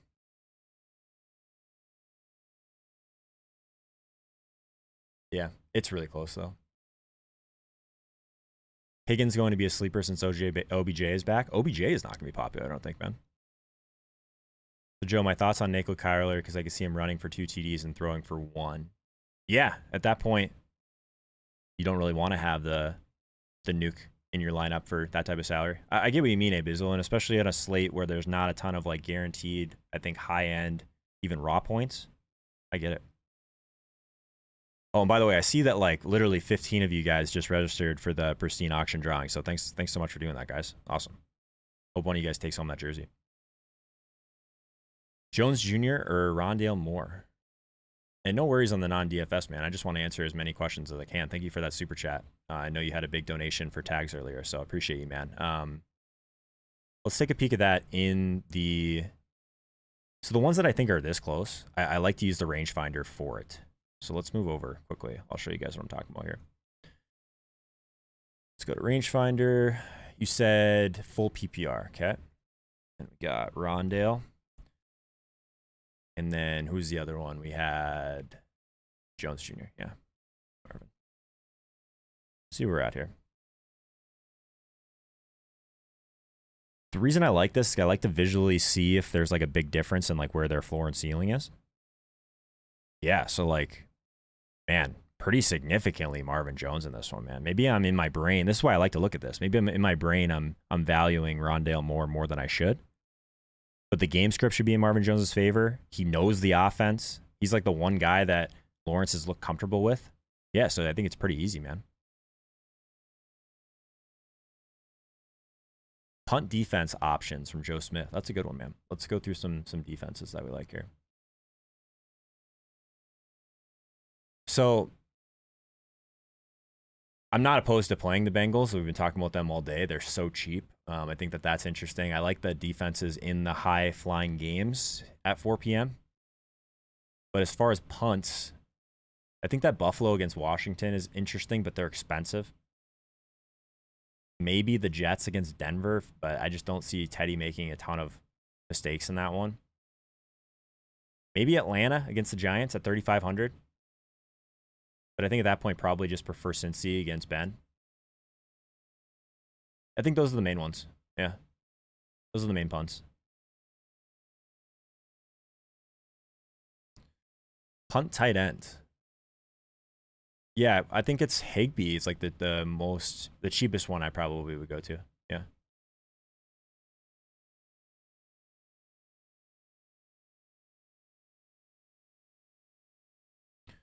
Gonna take a couple more questions, guys, and then we're gonna wrap this up. Obviously, we still have the last minute stream for the tier 3 members in Discord right before lock.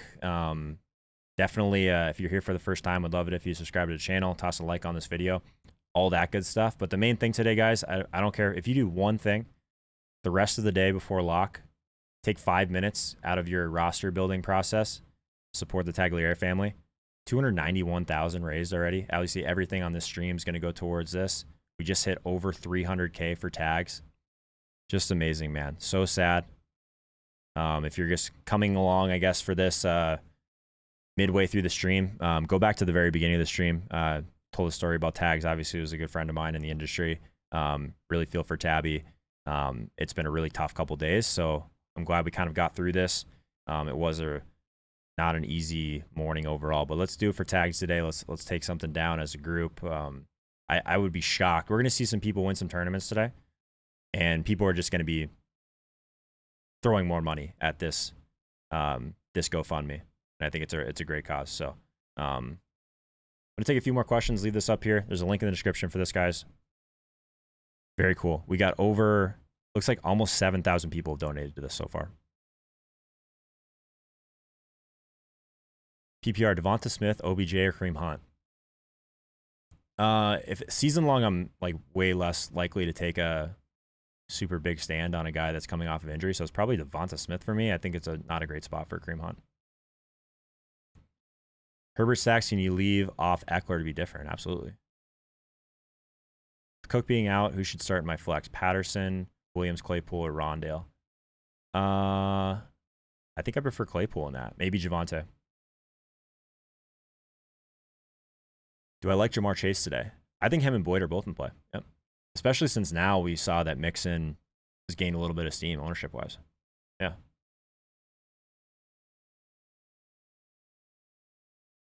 What is the most salary I'm willing to leave on the table on Fanduel? I'm aggressive with that, man. I'll build teams that have 800, 900 on the table. Doesn't really matter to me. Thanks, Iceman. Appreciate that, man. Thoughts on Chase Edmonds? Great spot for him. My worry is that James Conner is just going to come in and take touchdowns when this game's out of hand. How about Latavius Murray? He's gotten the touchdown first. Yeah, I mean, I'm trying to play the rational coaching type of argument with that one, and I think that Tyson's the guy that we really should be prioritizing, right? For ceiling. CEH or Swift? Swift easily. Nobody talking about Jamar Chase? True. Washington defense or Colts defense? Ooh, I'm not really on either of those ones, William. Any love for Sammy Watkins?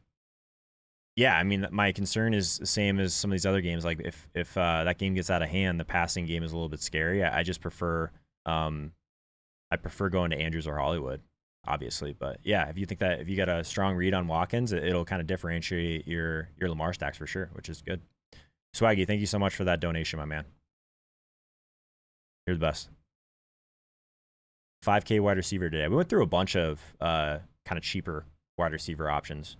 I think Nicole Hardman's the one in that range that I really like.